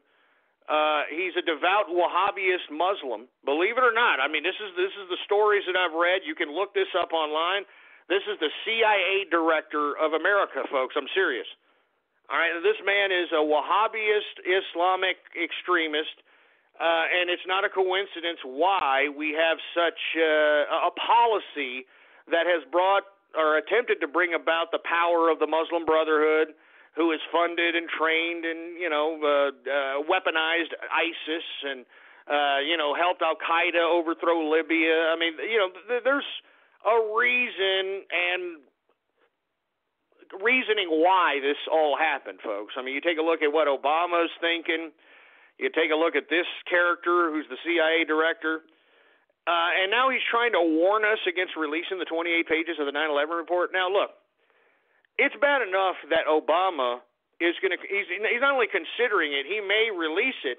The problem is that Obama is making it illegal for any victims of the 9/11 attack to sue Saudi Arabia. And his rational thinking is that if we were allowed, or at least the victims of 9/11 were allowed to sue Saudi Arabia, then all kinds of people will be suing America because of, I don't know, dumbass, war implementations, these invasions of Iraq, so on and so forth. I mean, unfortunately, our foreign policy has done a lot of bad stuff, and you see, even Obama understands this. You know what I'm saying? Even Obama understands this, and I don't know. I mean, I have mixed feelings about that. I think that the 9/11 family should be able to sue these billionaires out there in Saudi Arabia, for Christ's sake, man. I mean, if the 28 pages does implicate the Saudi royal family and Saudi elites in conjunction with George Bush and, the Bush family and the Clinton family, then I think that the public has the right to know this. All right? I mean, it has the right to know this crap. And for John Brennan, this goddamn Wahhabist, Muslim, that's the CIA director, to warn against the 28 pages is ridiculous, and it's out of line. It's completely out of line. Okay? I mean, it's already been undocumented that Dick Cheney told NORAD to stand down in relation to what was happening to 9/11. Moreover, there was a simulation of an attack on America exercise happening on the same damn day as 9/11. Now, one thing that I have learned is that whenever you hear that the government is having an exercise, military exercise, the probability of some attack or something weird happening, some kind of major event, terrorist attack, the probability of that happening is like 85 to 90%. All right, seriously, I'm not joking. All right, but aside from all that, I mean, these 28 pages need to be released, and we need to know what really happened. All right, I'm serious. We need to know what really happened on 9/11. I think that not only the families have the right to know, but everybody we sent into Afghanistan, everybody we sent into Iraq, all the troops that are maimed and destroyed, that are suffering post-traumatic stress syndrome. You know that 23 veterans kill themselves in suicide every single day. You know, and we don't, and we never talk about that. The mainstream media never talks about that. And the reasoning is, folks, is because they're not getting the proper care, first of all, and secondly, they're not even getting the benefits that were promised to them when they put their name on the dotted line. You know what I'm saying? I mean, it's hard for them to even go to college anymore. It's hard for them to even, get a job out here, for Christ's sake. I mean, any kind of therapy for any of this post-traumatic stuff that they had to do. That's what I'm telling you, folks. All right? I mean, we have to know. We have to know what's in those 28 pages. It's that important, and that's why I'm glad that Donald Trump has talked about this. He said if he's president, he's going to release them, and he should. All right? He was in New York. He's a New Yorker. He knows what happened.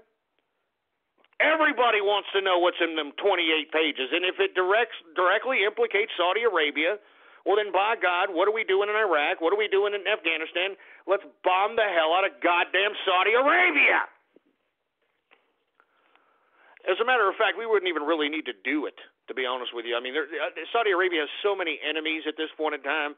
I mean, people would be just glad it would be open season. As a matter of fact, once we take out our bases from Saudi Arabia is gone, all right? You know how many Muslim countries and Muslim terrorists and all these Muslim factions want to lay claim of Mecca, for Christ's sake? I mean, Jesus Christ. That's why you got Saudi Arabia running scared. I mean, they're threatening to sell $750 billion of American bonds if the United States releases the 9/11 report. All right? I mean, that's an economic terroristic threat as far as I'm concerned.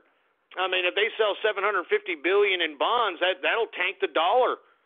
All right, and if it tanks the dollar, then I mean that's not good for your bank accounts, folks, and that's not going to be good for if you have anything saved in your mattress, it's not going to be good. Period. All right.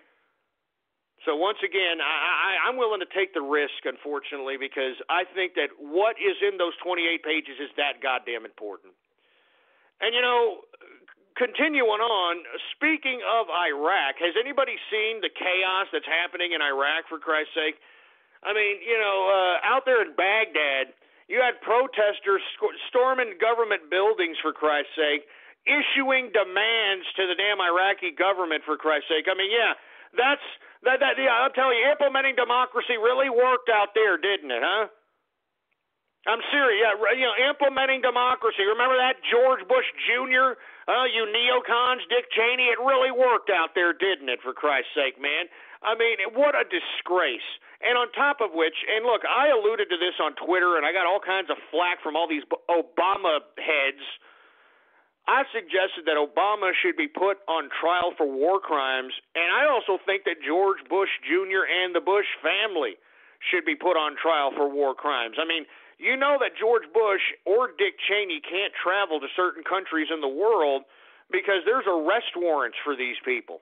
All right? I'm not kidding around. I mean, the same thing should be happening to Obama because all these drone strikes, where he can just, blow something up with a cell phone. I mean, this nonchalant use of, shooting people from far away with Predator drones, I think it's unprecedented, disgusting, and totalitarian, to say the least.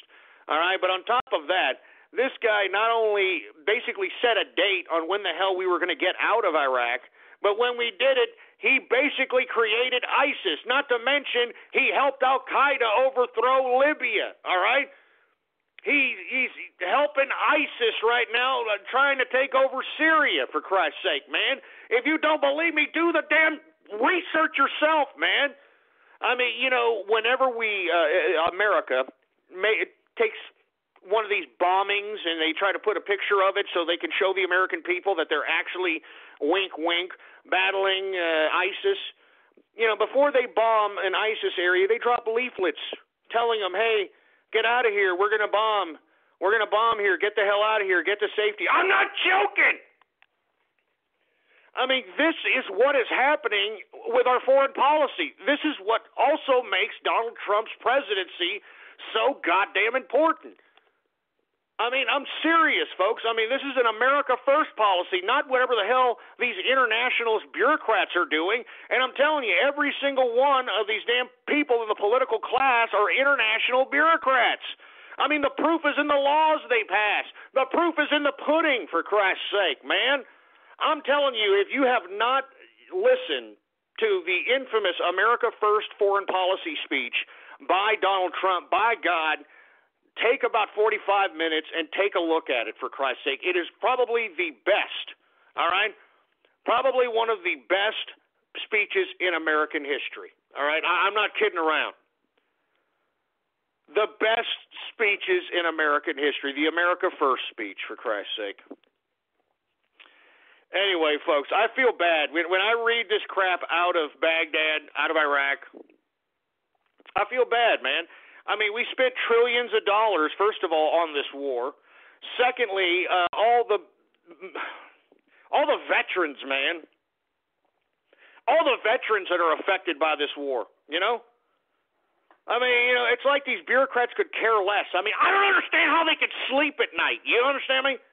I don't understand how they can sleep at night. And that's why I keep telling all you bastards, all right?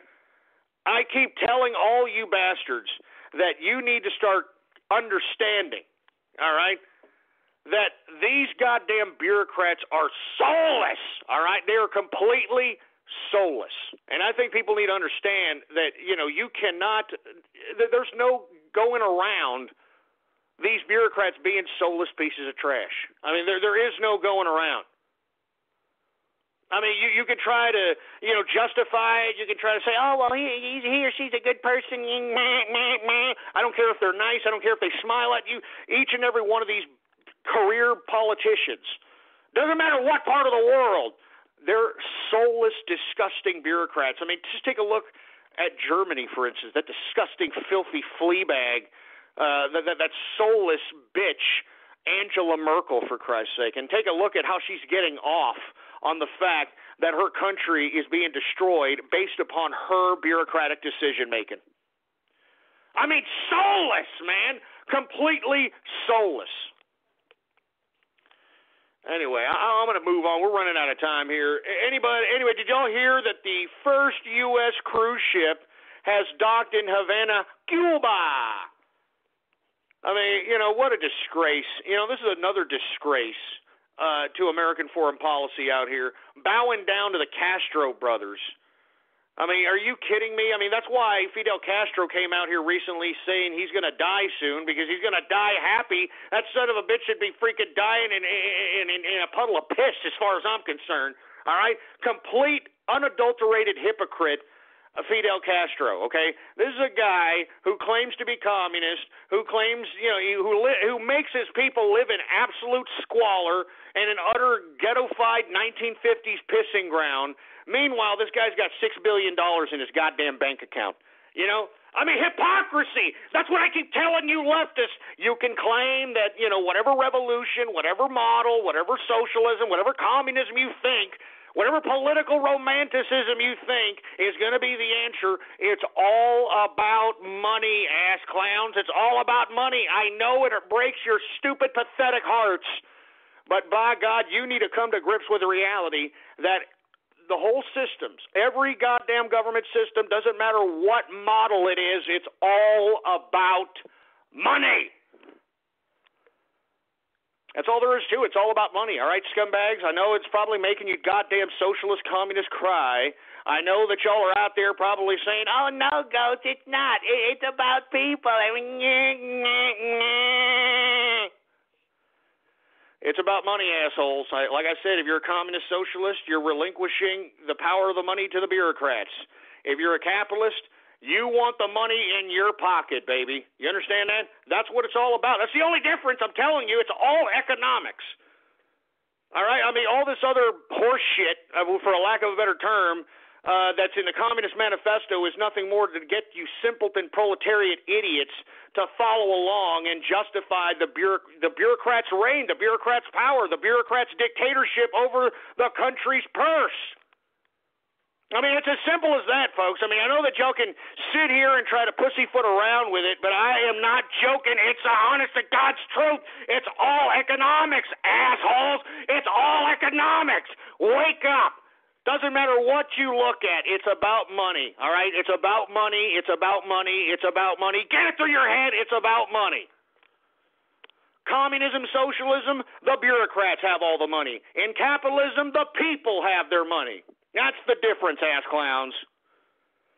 In communism and socialism, the bureaucrats get all the money and they dictate how much beans you have, what kind of house you have, how much food you can have, what kind of bread lines you'll be waiting in, for Christ's sake. In capitalism, you can eat whenever the hell you want as long as you're working for your goddamn paycheck. You understand that? In capitalism, you can eat however much you want. I mean, as long as you can pay for it. You can do whatever the hell you want as long as you can pay for it. And by default, you stupid leftist idiots, all right? By pursuing your own self-interest in capitalism, by default, you are helping the collective, all right? That's what you people just don't understand, all right?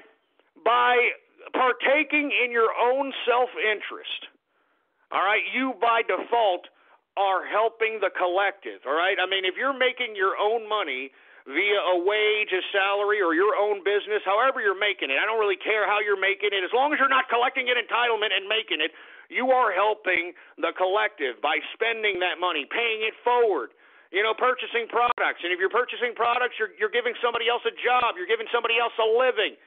You understand that? You are helping the collective by default by pursuing your own self-interest, folks. That's capitalism. Anyway, folks, we got a little bit of time left. I'm going to go ahead and get to something I want to talk about, folks. This is me personally talking to people in general, all right? Now, I want to talk a little bit about superficial people, all right? And the reason I said this is because I heard the broadcast, the last broadcast, I think it was episode 254, and we had Capitalist Confessions, and we had some twerpy-sounding fruit bowl guy talking about how he likes anime and how anime is the perfect woman. And when I asked him why an anime girl is the perfect woman, all he kept concocting out of his cheese hole was the fact that, oh, they're beautiful, and everything was visual as it related to this little twerp, all right? Now, I didn't think of it at the time. I thought of it right when I was listening to it over again. What I don't understand is, all right, is that, okay, this idiot is claiming he can't go out, he can't find somebody who wants him. Once again, this idiot believes that these anime, hentai, whatever, sexualized cartoons are the perfect woman, and he's basing that on visualization. I mean, isn't there something wrong with that picture? Because first and foremost, that proves to me that this moron, even though his life is utterly pathetic, all right, even though this idiot literally waxes his carrot to sexualized cartoons and is probably a pathetic waste of life and an utter loser, a social pariah, all right, this idiot still has enough self-esteem to believe that he can go out and get some kind of a sex pot-looking woman. I'm serious. I mean, you understand, this superficial, warped self-esteem is not uncommon in America today, folks. I'm serious. I'm not kidding. That's why we have so many lonely people in this country, because with all due respect, folks, you need to take a very realistic observation of yourself, all right? Now, if you're a little fat in the ass, all right, you need to take observation of that, and you need to take note of it, all right? You need to realize that, hey, look, I'm a little chubby, or if you're a fat, bloated tub of shit, whatever the case might be, come to grips with it, all right, and start realizing that you're not going to get yourself some sex pot-looking woman, or if you're a woman, you're not going to get yourself some hunk or some buff, muscle head or whatever you think is the most attractive male in your perspective. If you're a little fat in the ass, you need to come to grips with the fact that you enjoy food more than you enjoy anything else. Now, if you're going to try to claim that you don't enjoy food and you hate being fat, you're a fucking liar. Excuse my French. You're a lying fat tub of shit. I'm sorry. All right? You're lying to yourself, all right? Because if you really cared about yourself and you really cared about the fact that you hated being the way you are, you would stop it. But no, you are utilizing the fatness as an excuse to gain sympathy. And, that's mostly done in women. I'm starting to see it in males now, and I attributed that to the single mother phenomena. But most women utilize being a fatty or an ugly as a means to gain sympathy from friends, from family. Oh, poor me, I'm a fatty, I'm an ugly, or whatever the case might be. But in actuality, you don't have to be alone, fatty or ugly. It's because you, first of all, like the attention, the sympathy, and secondly, you are on a high horse. You think your self-esteem and your superficialness is on some kind of a plateau that no one can reach, and that's why your fat ass or ugly ass is alone. You see, you need to observe yourself and realize what your league is. And you see, it's obvious that people that, especially from the anime conversation that I had on the previous broadcast, it's obvious that these morons, and look, I've seen these anime people, with all due respect. I don't mean to be talking bad about you guys, but you need to have a little bit more integrity in the way you look and the way you act. I mean, you're unshaven, you're fat. I mean, I'm not talking like healthy fat, like you eat steaks, you eat good foods. I'm talking like you're a tub of shit. I mean, you're eating processed meats, sugars, Pop-Tarts, pizza pockets, this kind of garbage that makes you look like a disgusting round fat body. All right, like a disgusting human specimen, for Christ's sake. All right. Now, men, the only way you're going to change that is if you get up off your fat ass, stop waxing your carrot to some sexualized cartoon, and go out and try to talk to somebody. And remember, anime fat asses and uglies.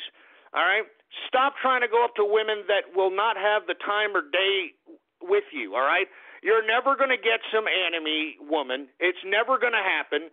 Even if you went and got a mail-order bride and paid for that bitch to come over here, that bitch will be gone within 6 months because she couldn't stand your immature, disgusting, filthy asses. And I'm not saying that to be cruel. I'm saying that as the truth, all right? Now, this goes for the women, too. Now, you people have such a warped self-esteem and such a warped superficialness about yourselves at this point in time. That's why you're all alone. I mean, you honestly believe, even though everybody probably has told you more than once or twice in your life that you're a fat tub of shit or you're ugly, you don't want to believe it. You want to think that you could still get, the hottest piece of tail or the hottest hunk or whatever the hell you're after. You still believe that you can do that because, I'm nice. I'm a nice person. Yeah. Look, if that is important to you, if you really want some, fine piece of tail or some hunk, well, you don't get the luxury of just unlimitedly feeding your fat self and being a fat, disgusting blob or an ugly piece of trash and think that you can accomplish this. That's just a fact of life, all right? I'm serious. I mean, you're making a trade that, hey, look, I feel better when I'm eating like a filthy animal. I feel more comfortable when I'm shoveling food down my gullet like a damn garbage disposal. I mean, you need to make that trade-off. And if you're ugly, well, maybe you need some plastic surgery or something. I'm sorry. I mean, God hit you with the ugly stick. I mean, you have to be real, man. And moreover, if you want to be not alone, just because you're obese or fat, a disgusting tub of shit, if you're an ugly, hatchet face, hook nose, whatever you are, understand that is working against you and try not to believe that you deserve anything better visually than what you really can pull off, all right? I'm serious. Get off the superficial self-esteem high horse, all right, and just go for another ugly or another fatty, all right? And this way you can observe the person outside of the looks because isn't that why you're bitching, fatties and uglies? Isn't that why you're bitching that you're alone and nobody cares about you because nobody wants to hear your personality? Well, why won't you go up to your fellow fatty or a fellow ugly, for Christ's sake, and give them the opportunity to show you their personality? You see, this is what I'm saying. It works both ways, fatties and uglies. You cannot have a superficial or a warped self-esteem and expect people to feel sorry for you because you're alone. Hey, it's because you're shooting out of your league, all right? You're like that stupid movie Shallow Hal, for Christ's sake, all right? I'm serious. I mean, that's another movie I can suggest to people. Believe it or not, that's a stupid romantic comedy that's actually rather humorous. I'm not even a Jack Black fan, for Christ's sake. But it just goes to show you how superficial and shallow even a fat tub of shit like Jack Black in that movie can be. And once he's, hypnotized out of being such a superficial visual asshole, all of a sudden he's raking in the chicks. Now, is it the chicks that he wants?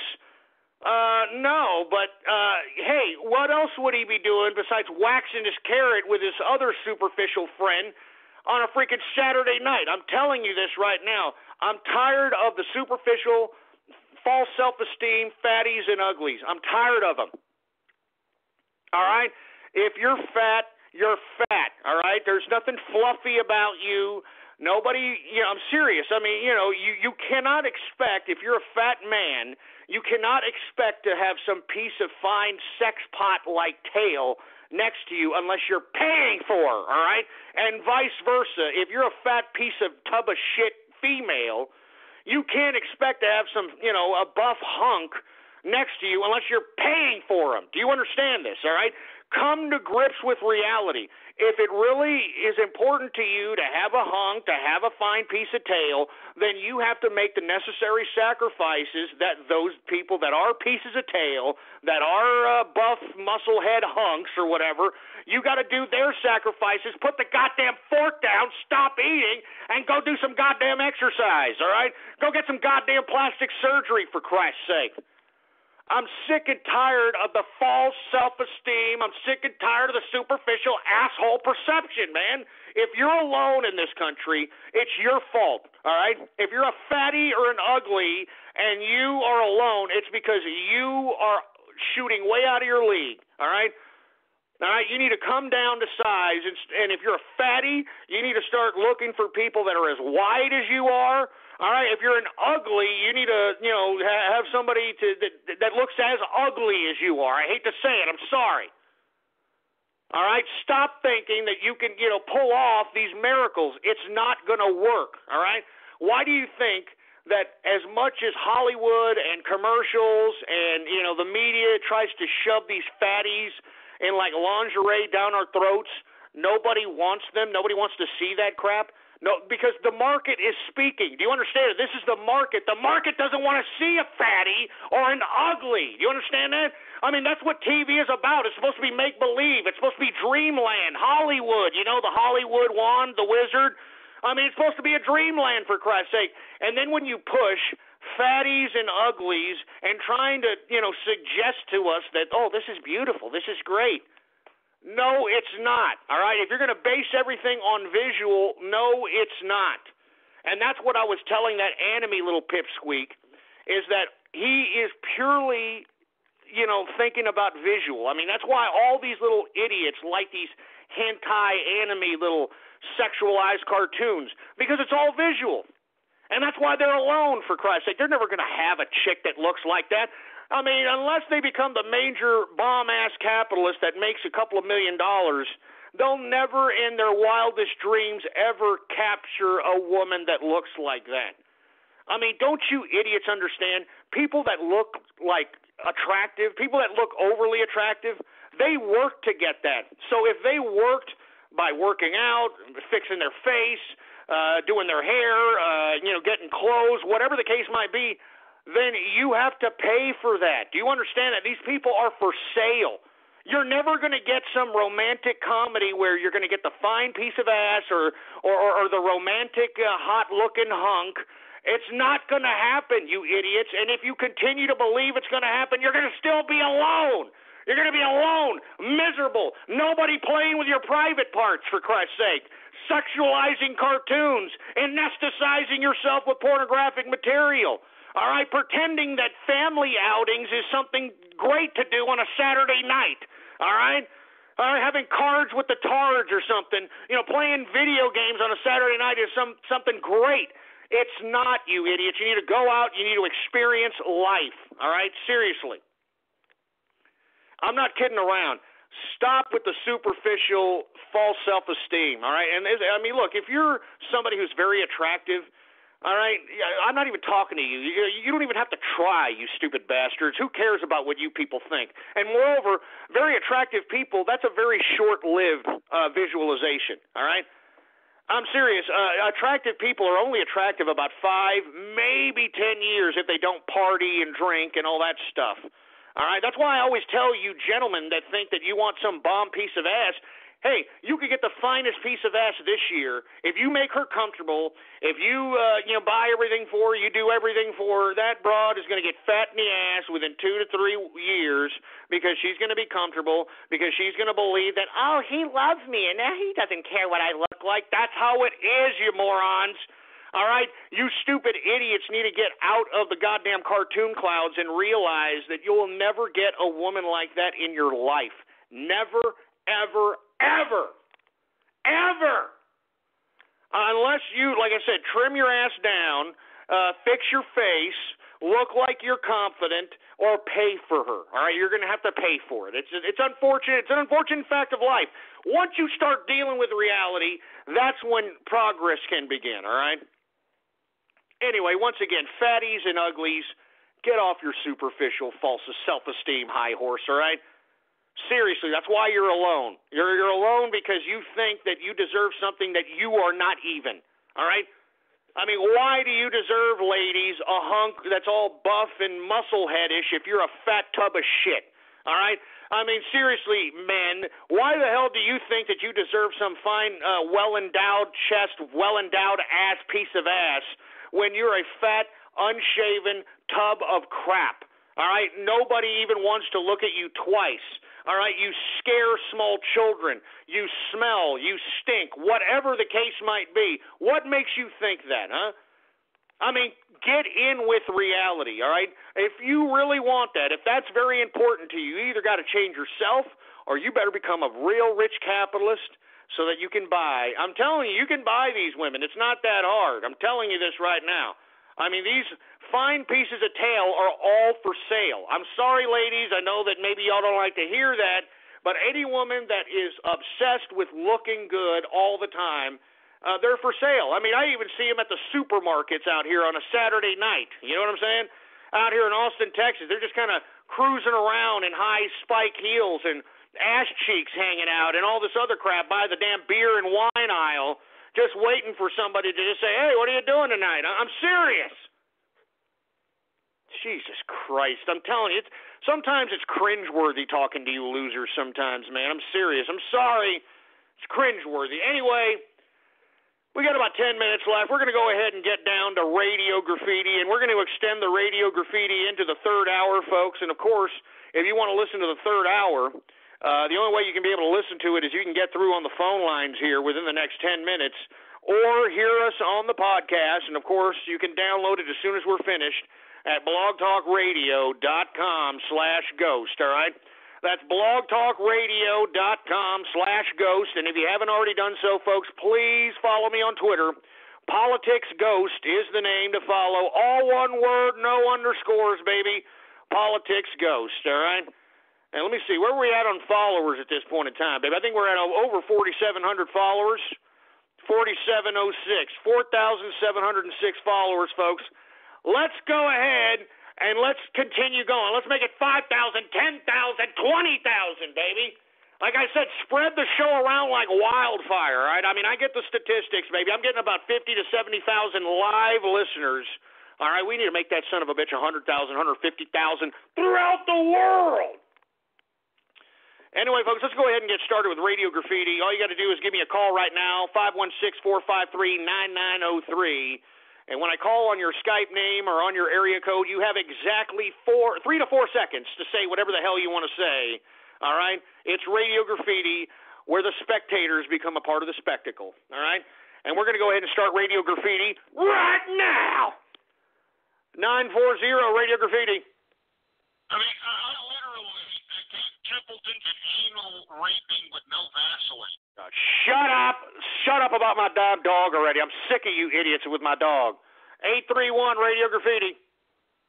Hello, Ghost Code. That's where I get to tell you my abortion plan for when Trump becomes president. So what I plan on doing is stapling tapeworms on my penis so the flesh worms will drink brain juice from the fetus. Oh, Jesus Christ. That's horrible, Kermit. I mean, you could come up with something a little bit more funnier than that. All right? Get yourself some Jewish writers or something, because that was horrible. 347 Radio Graffiti. Fuck you, Texas. Fuck you, Long Sorry. Fuck you, I can't even understand you, for Christ's sake, man. Your tongue a little heavy. I wonder why, huh? I wonder what mommy, did to you. You eat paid chips as a kid or something? 205 Radio Graffiti.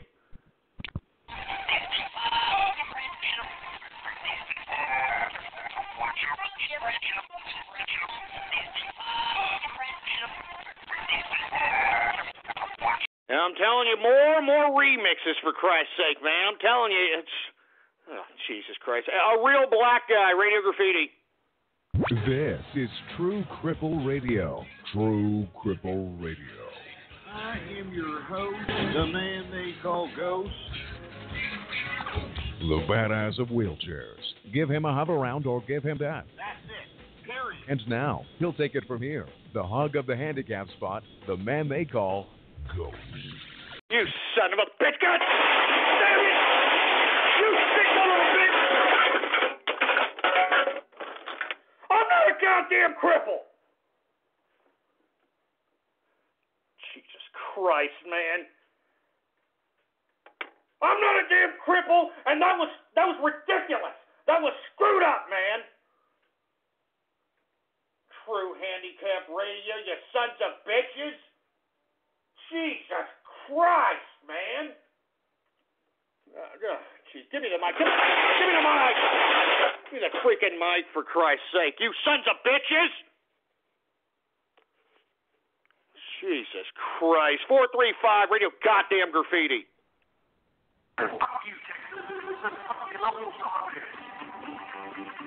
Yeah, we're not starting that crap, all right? That was a long time ago. Enough of that song, all right? Tango Whiskey, Radio Goddamn Graffiti. My name is Ghost and I'm 7 years old. I drink alcohol all the time and my favorite is Johnny Walker's Second Harvest. My family lives off BBT, so thanks for paying your f***ing taxes, bitches. It's all about that. Yeah, get the hell out of here. I mean, you didn't even have enough bass in your voice, boy, to even make that bit worthwhile. Do you understand that? I mean, if you're going to try to sound like me, you better sound like you got some manly dominance that you're throwing around the internet like it ain't shit. 712 Radio Graffiti. Hey, Ghost, if flooding were to occur in Austin, how fast do you think you could roll those wheels? Yeah, shove it up your ass. All right, I'm actually a pretty good swimmer, by the way. 813 Radio Graffiti. Baby, baby, baby, I'm so hot. I like the way that never let you. Stupid, stupid loser, got his headed in the wrong direction. We gotta be smart, we gotta be tough. Jesus Christ. Pivot Idiot, Radio Graffiti.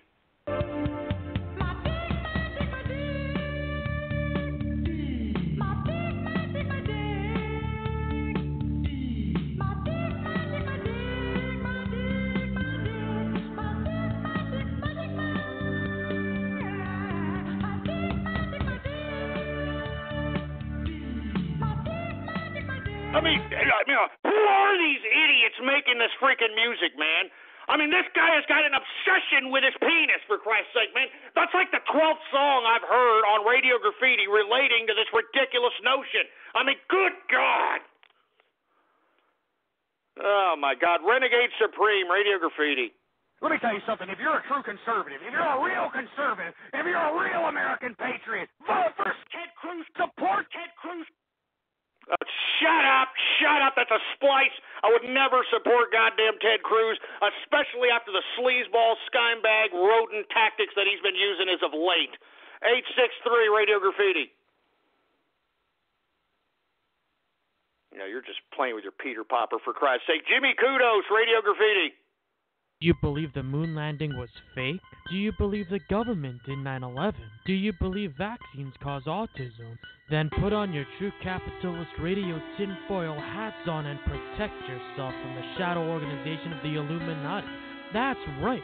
Ghost is so underground that we, the listeners, must protect ourselves in case the Illuminati censor our voices and take us away. Now, shut up, all right? Shut your hole. Let me tell you something, you scumbags, all right? I don't believe one thing NASA tells us. I'm sorry. I don't believe it. All right? I'm sorry. All right? I think they're all a bunch of lying scum. All right? They're the most overfunded scam in world history as far as I'm concerned. All right? And if you can't accept that, we'll go shove it up your goddamn pooper. Teutonic Plague, Radio Graffiti. Hey, I got something to say after the show, but I want to say this for Radio Graffiti. Donald Trump 2016, long live the capitalist army, fuck the haters, blogtalkradio.com/ghost, join the capitalist army, do it now! That's right, Teutonic Plague, love the passion, baby. The People's Republic of China, Radio Graffiti.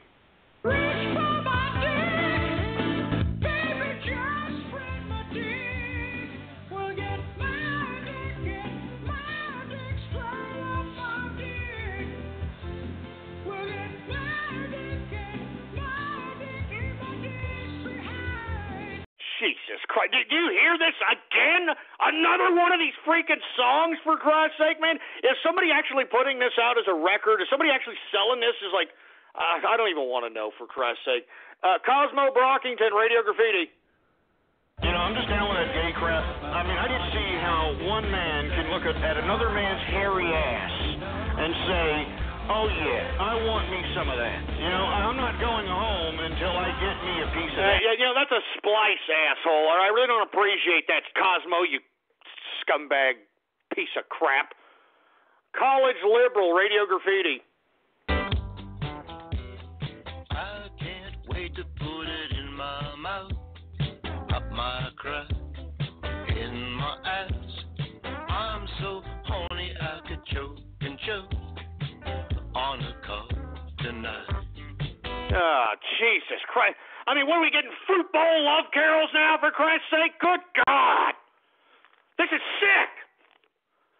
Mr. Sev, Radio Graffiti. I'm back. I'm the bottom. I'm the bottom. Bottom bitch. Yes. Let me tell you something right now. Panty and stocking is the anime for a capitalist army. I'm very shut up about the anime crap. I'm telling you, I'm tired of it. Shut up. All right, just shut your stupid, stinking, smelly salmon holes already, all right? Anyway, folks, we got about a minute left for the live broadcast, folks. I want to thank everybody for tuning in with me.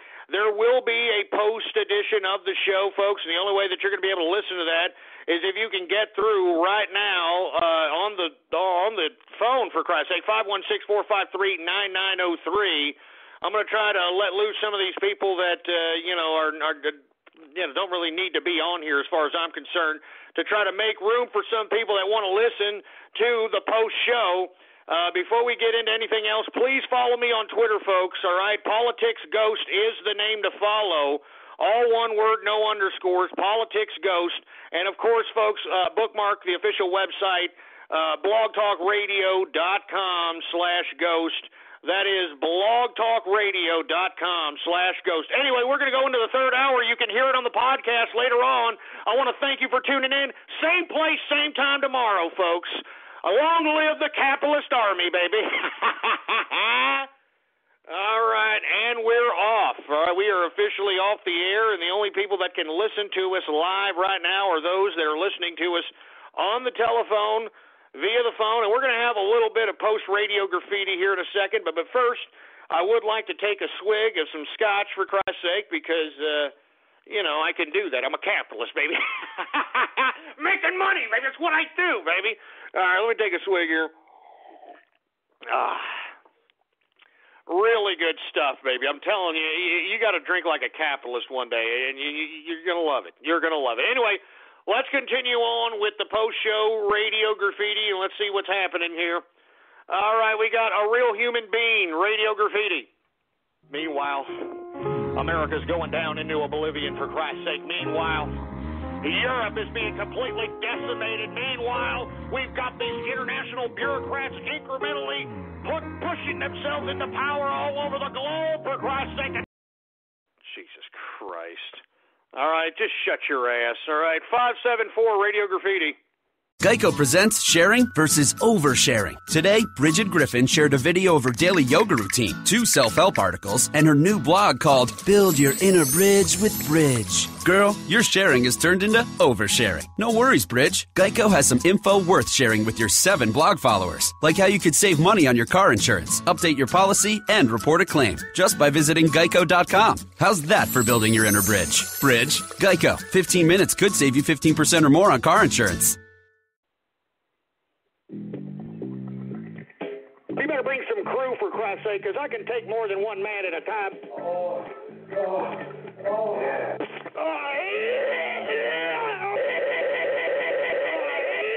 Jesus, could you shut that? Jesus Christ. I'm telling you, boy. Freaking perverts, man. Perverts. It's sick, man. Did y'all hear that? Did y'all hear that, Kurt? Oh, Jesus Christ. That's disgusting. Give me the mic. Give me the mic. Give me that freaking mic, for Christ's sake. Do you all hear this crap, for Christ's sake, folks? This is the internets for you, boy. This is it. All right? Jesus Christ. How about Bill, Radio Graffiti? Ghost and Alex Jones sitting in a tree. KISSING. First comes fear-mongering, then comes gay marriage, then comes my pretty-ass fruit bowl game, son. Shove it up your ass, man, with all this fruit bowl crap, man. Take about 10 steps away from my freaking butt crack with this talk, boy.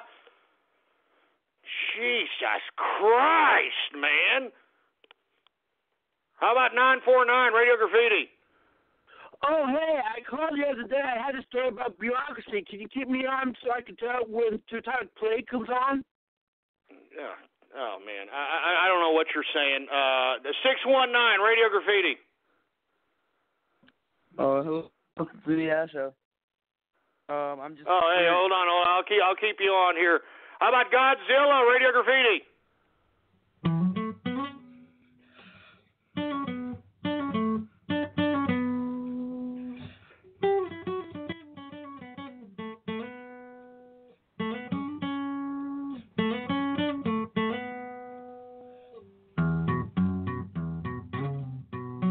That's pretty good, Godzilla. I'm telling you, some Metallica 1, huh? Some Metallica 1.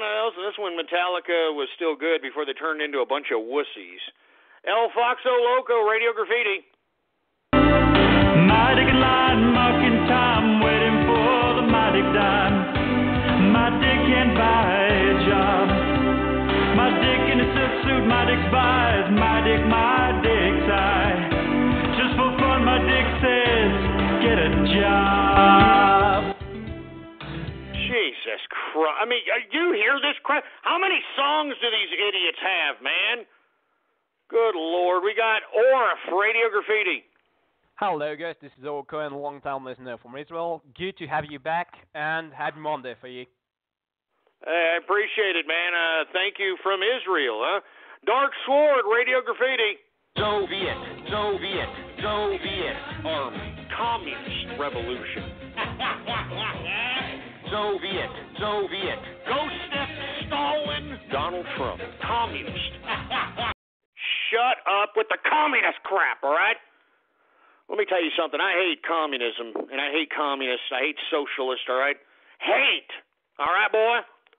716, Radio Graffiti. Blue moon, she saw me standing around, and then I slapped her in the mouth because she was a single mother with a kid.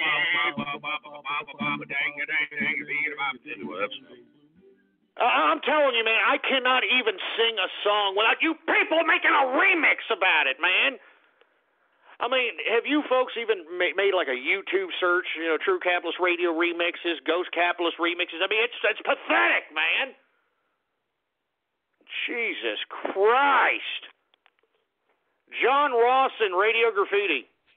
Hey, Ghost, I'm just broadcasting to your Tough Guys chat room, and, 200 people are listening. Can you keep me on? All right, well, I got 200 people over there in the blog talk. Something, and like I said, I encourage everybody to have their own chat rooms, all right? I mean, seriously, commiserate amongst each other. Or I shouldn't say commiserate, but congregate with each other, try to exchange ideas. If y'all got different abilities, qualities, creativity, exchange it, baby. We're capitalists, all right? We got to know one another, all right? We got to help one another, for Christ's sake, man, because that's what these bureaucrats do. That's what these leftists do. That's what these socialists do, for Christ's sake. Anyway, we got Harris Polk, Radio Graffiti. Shake that ass, bitch, and let me see what you got. Just shake that ass, bitch, and let me see what you got. Just shake that ass, bitch, and let me see what you got. Just shake that ass, bitch. Jesus Christ, what are we, in the booty club? Is this it? Are we in the booty club up in here, for Christ's sake? Anyway, this book belongs to me, Radio Graffiti. Hey guys, great show. Listening from the UK, needs to go to bed soon, so thanks. Hey, no, I appreciate it. Once again, in the UK, I'm telling you, True Capitalist Radio is throughout the world, baby. Because I'm telling you, people want capitalism. They don't want these goddamn handouts. They're sick of the bureaucrats dictating all this stuff to them, for Christ's sake.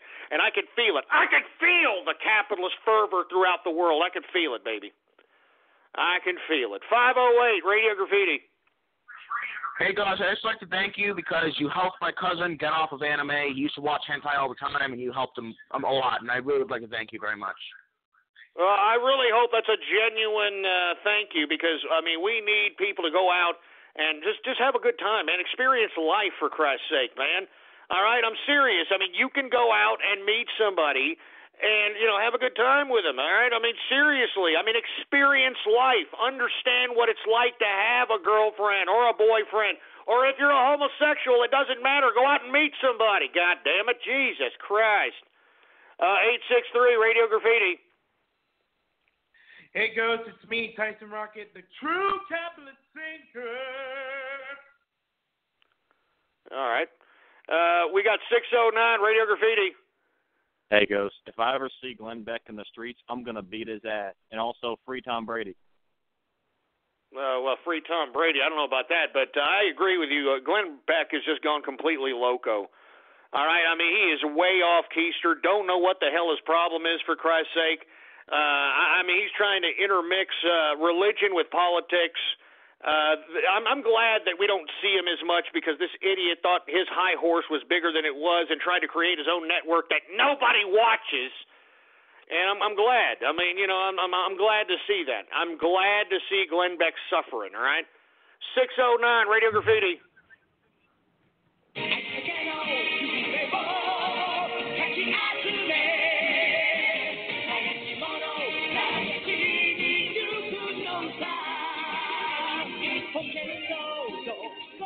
Oh, Jesus Christ. 812 Radio Graffiti. Hey, what's going on, Ghost? I'm out here in Indiana, going to vote for Trump tomorrow, and long live the capitalist army. Hey, man, I appreciate it. We need as many Indiana voters as we possibly can, so try to take friends, anybody over 18, go out there and vote. We want it to be over. All right, we don't want these politicians and these bureaucrats and these delegates of the GOP to try to pull any totalitarian shenanigans. And believe me, we are ready to march upon Cleveland. We are ready to be outside of the GOP convention screaming, making sure that our voices are heard. And I'm telling you, if you delegates try to pull any goddamn delegate totalitarian political shenanigans, all right? All right, I'm telling you right now, if you continue to do this, we're going to go to your hotel rooms, and we're going to ask you a few questions, all right? I'm serious. If you're going to act like totalitarians, we're going to ask you a... We're going to ask you a few questions. And we want some answers immediately, for Christ's sake. Oh, my God. I don't think that's going to happen, though, folks. I think we're going to solidify it.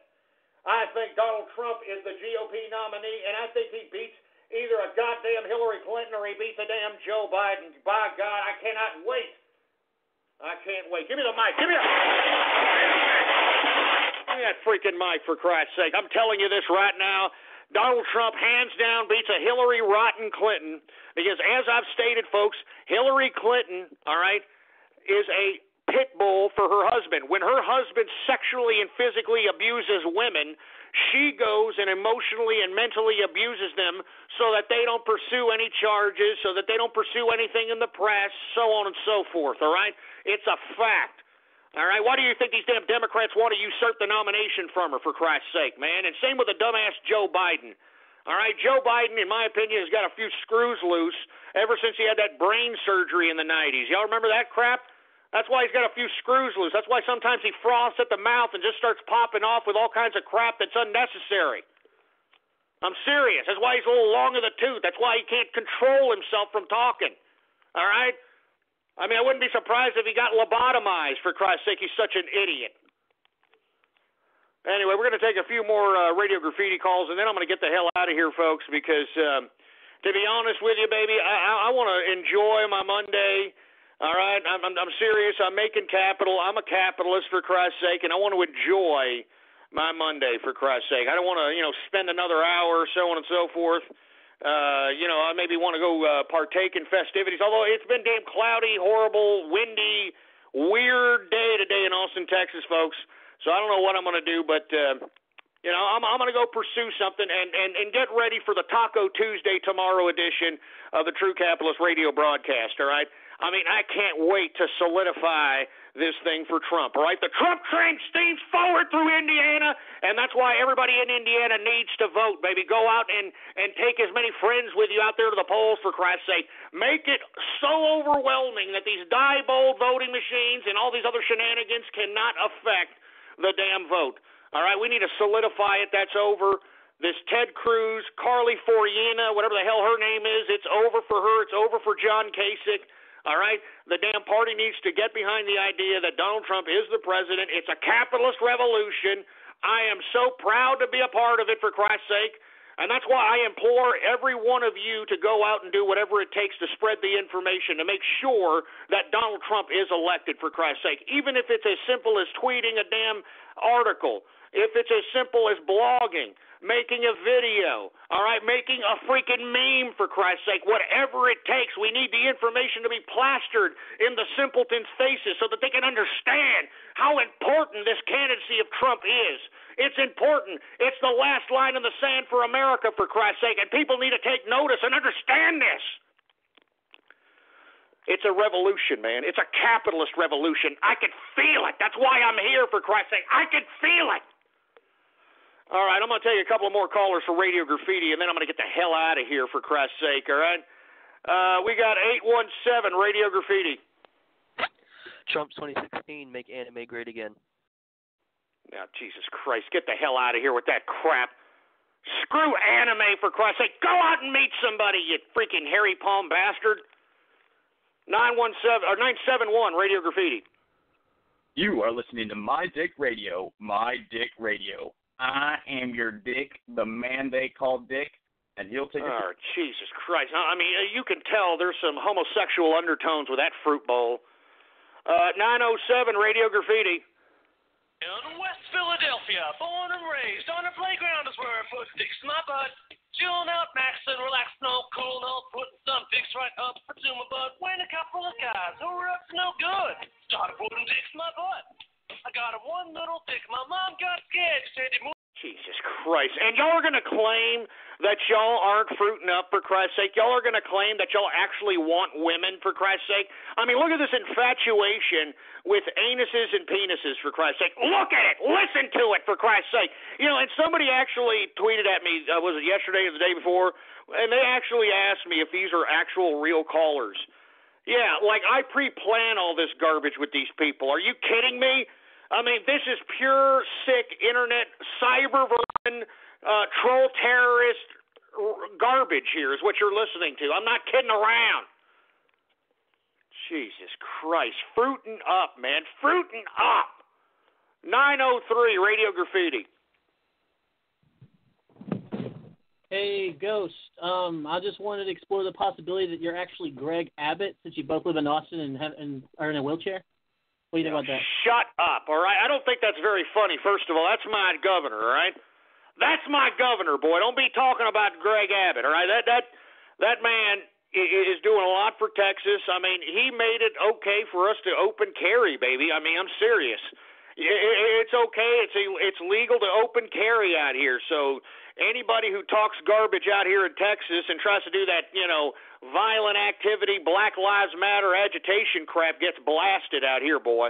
You understand that? It's like the Wild West out here in Texas. I'm not kidding around. I mean, the only time you can't, you know, take your gun into some place is if it's the store or if they say that you can't do it.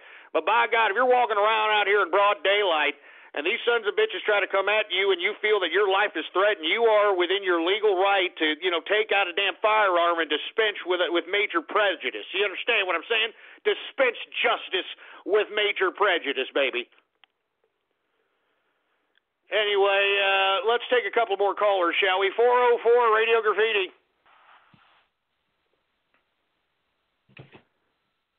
Oh, hello. Hey, how you doing? 615 Radio Graffiti. Hey, Ghost, just wanted to give a shout out to my man, Jose, and all right, no problem. 248 Radio Graffiti. Ghost, you're such a fat bald prick. You tell us bullshit lies. I can kick a man's ass like yours because you're such a pussy. Are you kidding me? You don't even have bass in your voice, for Christ's sake. How old are you? Old enough to pop that pussy. I told you this already. Are you kidding me? You don't have any bass in your voice, son. Are you kidding me? I could tell you have no father in your life, do you? Well, he's always at Red Robin's. And my other exactly. You see how you stuttered and you see how you paused when I made the daddy reference, because you know it's true. You know I can hear your fucking single mother's influence in your fruit bowl voice, and you should be embarrassed by it. But I have homosexual parents, both guys. Yeah, of course. Yeah, exactly. Let's go ahead and make a joke out of it, for Christ's sake, all right? Hey, that doesn't work in the real world, ass clown, all right? We can read the fruitness right through you, for Christ's sake. I mean, listen to, oh, my God. Since I'm getting clowned on, I'm just going to go ahead and just pretend like I'm just, some shameless idiot. Look, I'm calling you out, all right? Your single mother fruited you up. If you had any fatherly influence, boy, you wouldn't sound like you want to take a whiff of Ricky Martin's ass crack. I'm serious. I mean, you sound fruitier than a goddamn box of Fruit Loops. You sound more queer than a $3 bill, all right? I mean, you sound like you're at the glory hole servicing right now, if you want my personal opinion, all right? So give me a goddamn break. Don't come at me unless you're going to sound off like you got a pair. You sorry sack of crap. 925 Radio Graffiti. I love pony clitorises cut off. Okay, let me go ahead. Shut up with that disgusting, ridiculous crap, all right? Don't even get me started on these bronies, all right? Bad enough I got these enemy pricks. 801 Radio Graffiti. Hey, Ghost. I've just been hearing nothing but male callers, and I'm thinking that your show is sexist. That there need to be more. Oh, well, female. you know what? I'm thinking that your voice is fruiting up my broadcast so much that you can digitally smell the butt crack coming from everybody else's computer, for Christ's sake, all right? I could care less what you think, you stupid little turd. I heard a little guitar strumming right there, for Christ's sake. What are you, fruiting off? You're playing the guitar by yourself? Is that it? You think you're going to be some big next Bob Dylan or some crap? You think that's going to get you some poontang? Is that why you play the guitar, you little fruit bowl, for Christ's sake? Just sit there and shut your trap, all right? Just sit there and shut your stupid, stinking, anime-watching, fruit bowl-smelling trap, for Christ's sake. You're smelling up my show like butt crack, boy. Jesus Christ. You know, I mean, I'm jaded, for Christ's sake. I mean, I'm depressed at the amount of fruit bowls that are calling up, for Christ's sake, and they sound fruitier than a box of Fruit Loops, man. There's no more men anymore. I said this in 2008. I said this in 2009, that the absolute pussification of the American male was being implemented on America. And look at it today. It's 2016. It's 2016. And listen to the pussification. Listen to the pussification, for Christ's sake. You can hear it. You can hear it in the vernacular of these young people. You can hear it in the cadence. You can hear it in the pentameter of the way they talk. It's sick. It's disgusting. You know what? That's it. You know what? I'm not going to. That's it for me. All right. I'm serious right now. I am so sick of the fruit boldness that is happening, for Christ's sake. I'm just going to end the show right now. All right. I mean, all these fruity-ass little fruit bowl bastards, man. What the hell is going on with this country? Do you hear these people? And then when you call them out, they try to act like they're shameless. Look, they got plenty of shame. I guarantee you they got plenty of shame, boy. All right? Why do you think they're listening? Because they had no father, for Christ's sake, boy. And they're trying to figure out how to be a man by listening to this broadcast, boy. I'm telling you this right now. That's why a lot of these fruit bowls are listening, all right? Because they had no fatherly influence. They had a dirty dish rag whore single mother that hopped from penis to penis to penis, all right? Went out to happy hour at places like Applebee's looking for Alabama black snake or looking to hop on something that looks good with a leather jacket, slick back hair, chewing on a toothpick, and flipping a damn nickel, all right? I mean, this is the facts, all right? And these goddamn little pipsqueak, little fruit bowl sounding pieces of garbage know it. All right, they know it, they understand it. That's why they continue to listen to this broadcast, all right? They're trying to figure out how to be a real man, for Christ's sake, and I've said it and I'll say it time and time again.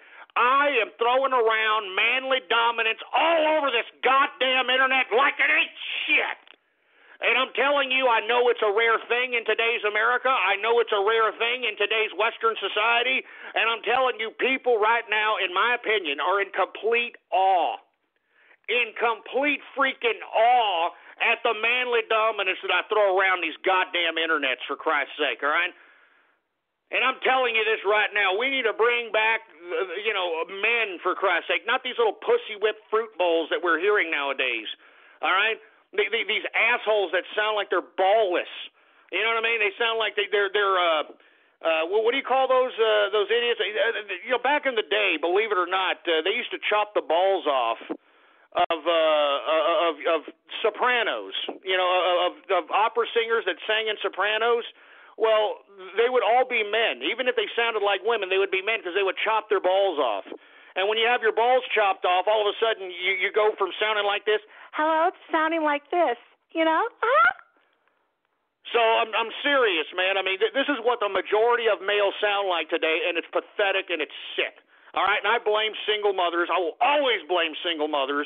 All right, if you think that you're some kind of a freaking hero because you shitted out a kid because somebody ejaculated in your damn vagina and you think it's a big leap for mankind, it is not, you stupid single mother. All right, you need to realize that what you did was trivialize life. All right, when you had a child and didn't have a father for that child, you basically played and trivialized life like it was a freaking game, all right? You had that child for a selfish, disgusting reason, and you should be ashamed of yourself. But, of course, you dumb single mothers, you don't.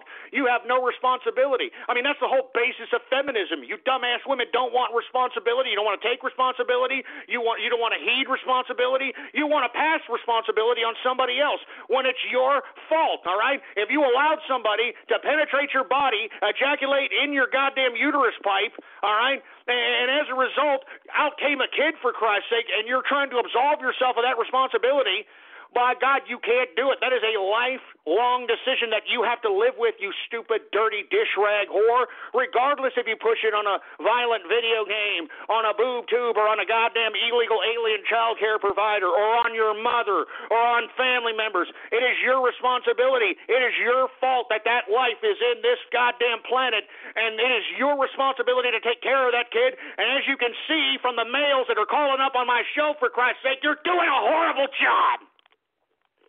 You're doing a horrible, disgusting job, for Christ's sake. You're turning them into feminized fruit bowls by default. I mean, they don't even have a choice in this matter. You could just tell by the way these damn fruit bowls are sounded, for Christ's sake. I mean, I'm serious. They don't even have a choice in becoming a fruit bowl. They don't even have a choice. I feel bad for them, for Christ's sake. I mean, good God. I mean, just the filth of all this fruitness must be. I got to get the hell out of here. All right, I'm serious. I gotta go take a walk or something. I mean, this is just disgusting. It's filthy, for Christ's sake. I may even have to take a goddamn shower after this filthy, disgusting broadcast. I mean, there's so much fruitness going on in here. It's pathetic. It's pathetic, for Christ's sake. And once again, if you're a single mother, it's your fault. It's your goddamn fault, you single, dirty dish rag whore. It is your fault. You trivialize life, you stupid skank. You trivialize life, and as the consequence, we've got these fruit bowls, huh? These idiots that can't even wipe their own asses, for Christ's sake, that think a social life is, getting on the internet and waxing their carrot off to idiots that watch hentai and anime with each other, for Christ's sake. I mean, this is what you produce, single mothers, huh? Yeah, great products. Yeah, great products. What, you want a pat on the back? You want to act like you're a freaking hero? We're about to celebrate Mother's Day, for Christ's sake. What the hell do you want? You want diamonds? Huh? You want cars? You want all these big gifts? Because why? You shitted out a kid, for Christ's sake? Anything can shit out a kid. Rabbits shit out kids. All right, deer shit out kids. All right, pigs shit out kids. Do you understand that, boy? All right, it doesn't make you special. All right, what makes you a special mother is if you actually take care of the son of a bitch, if you actually feed the son of a bitch, if you actually help the son of a bitch become an actual person, you give them the right emotional and mental tools to get through life, you stupid scumbag slut. Jesus Christ, I'm telling you, the fruitiness that has happened here in the third hour is just, it's just unbelievable. It's disgusting. I'm tired of it. Anyway, I am out of here, folks, all right? I'm going to be back here tomorrow, 4 p.m. Central Standard Time.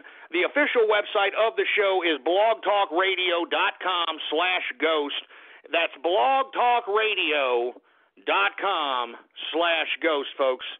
And more importantly, folks, I'd also like for you to please follow me on Twitter. Politics Ghost is the name to follow. All one word, no underscores, Politics Ghost, all right?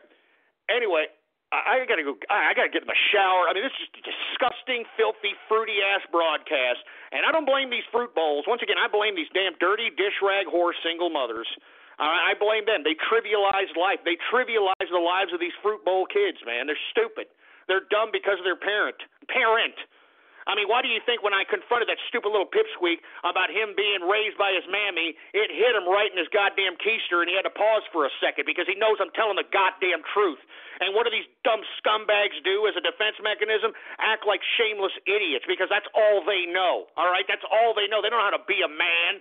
They don't know how to stand up for themselves. They don't know how to be confident, for Christ's sake. They don't know how to communicate what they feel, for Christ's sake. It's pathetic.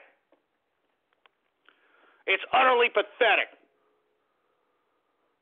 Anyway, I'm getting the hell out of here, all right? Once again, spread it around like wildfire that we're going to be on tomorrow, 4 p.m. Central Standard Time, and every day during the week, 4 p.m. Central Standard Time, blogtalkradio.com/ghost. Follow me on Twitter, folks. Let everybody know to follow me. Politics Ghost, all one word, no underscores. Politics Ghost. Anyway, I am out of here, folks. Same place, same time tomorrow. Long live the capitalist army, and death to feminism, death to socialism and communism, and death to totalitarianism. I'm out of here, baby. Woo!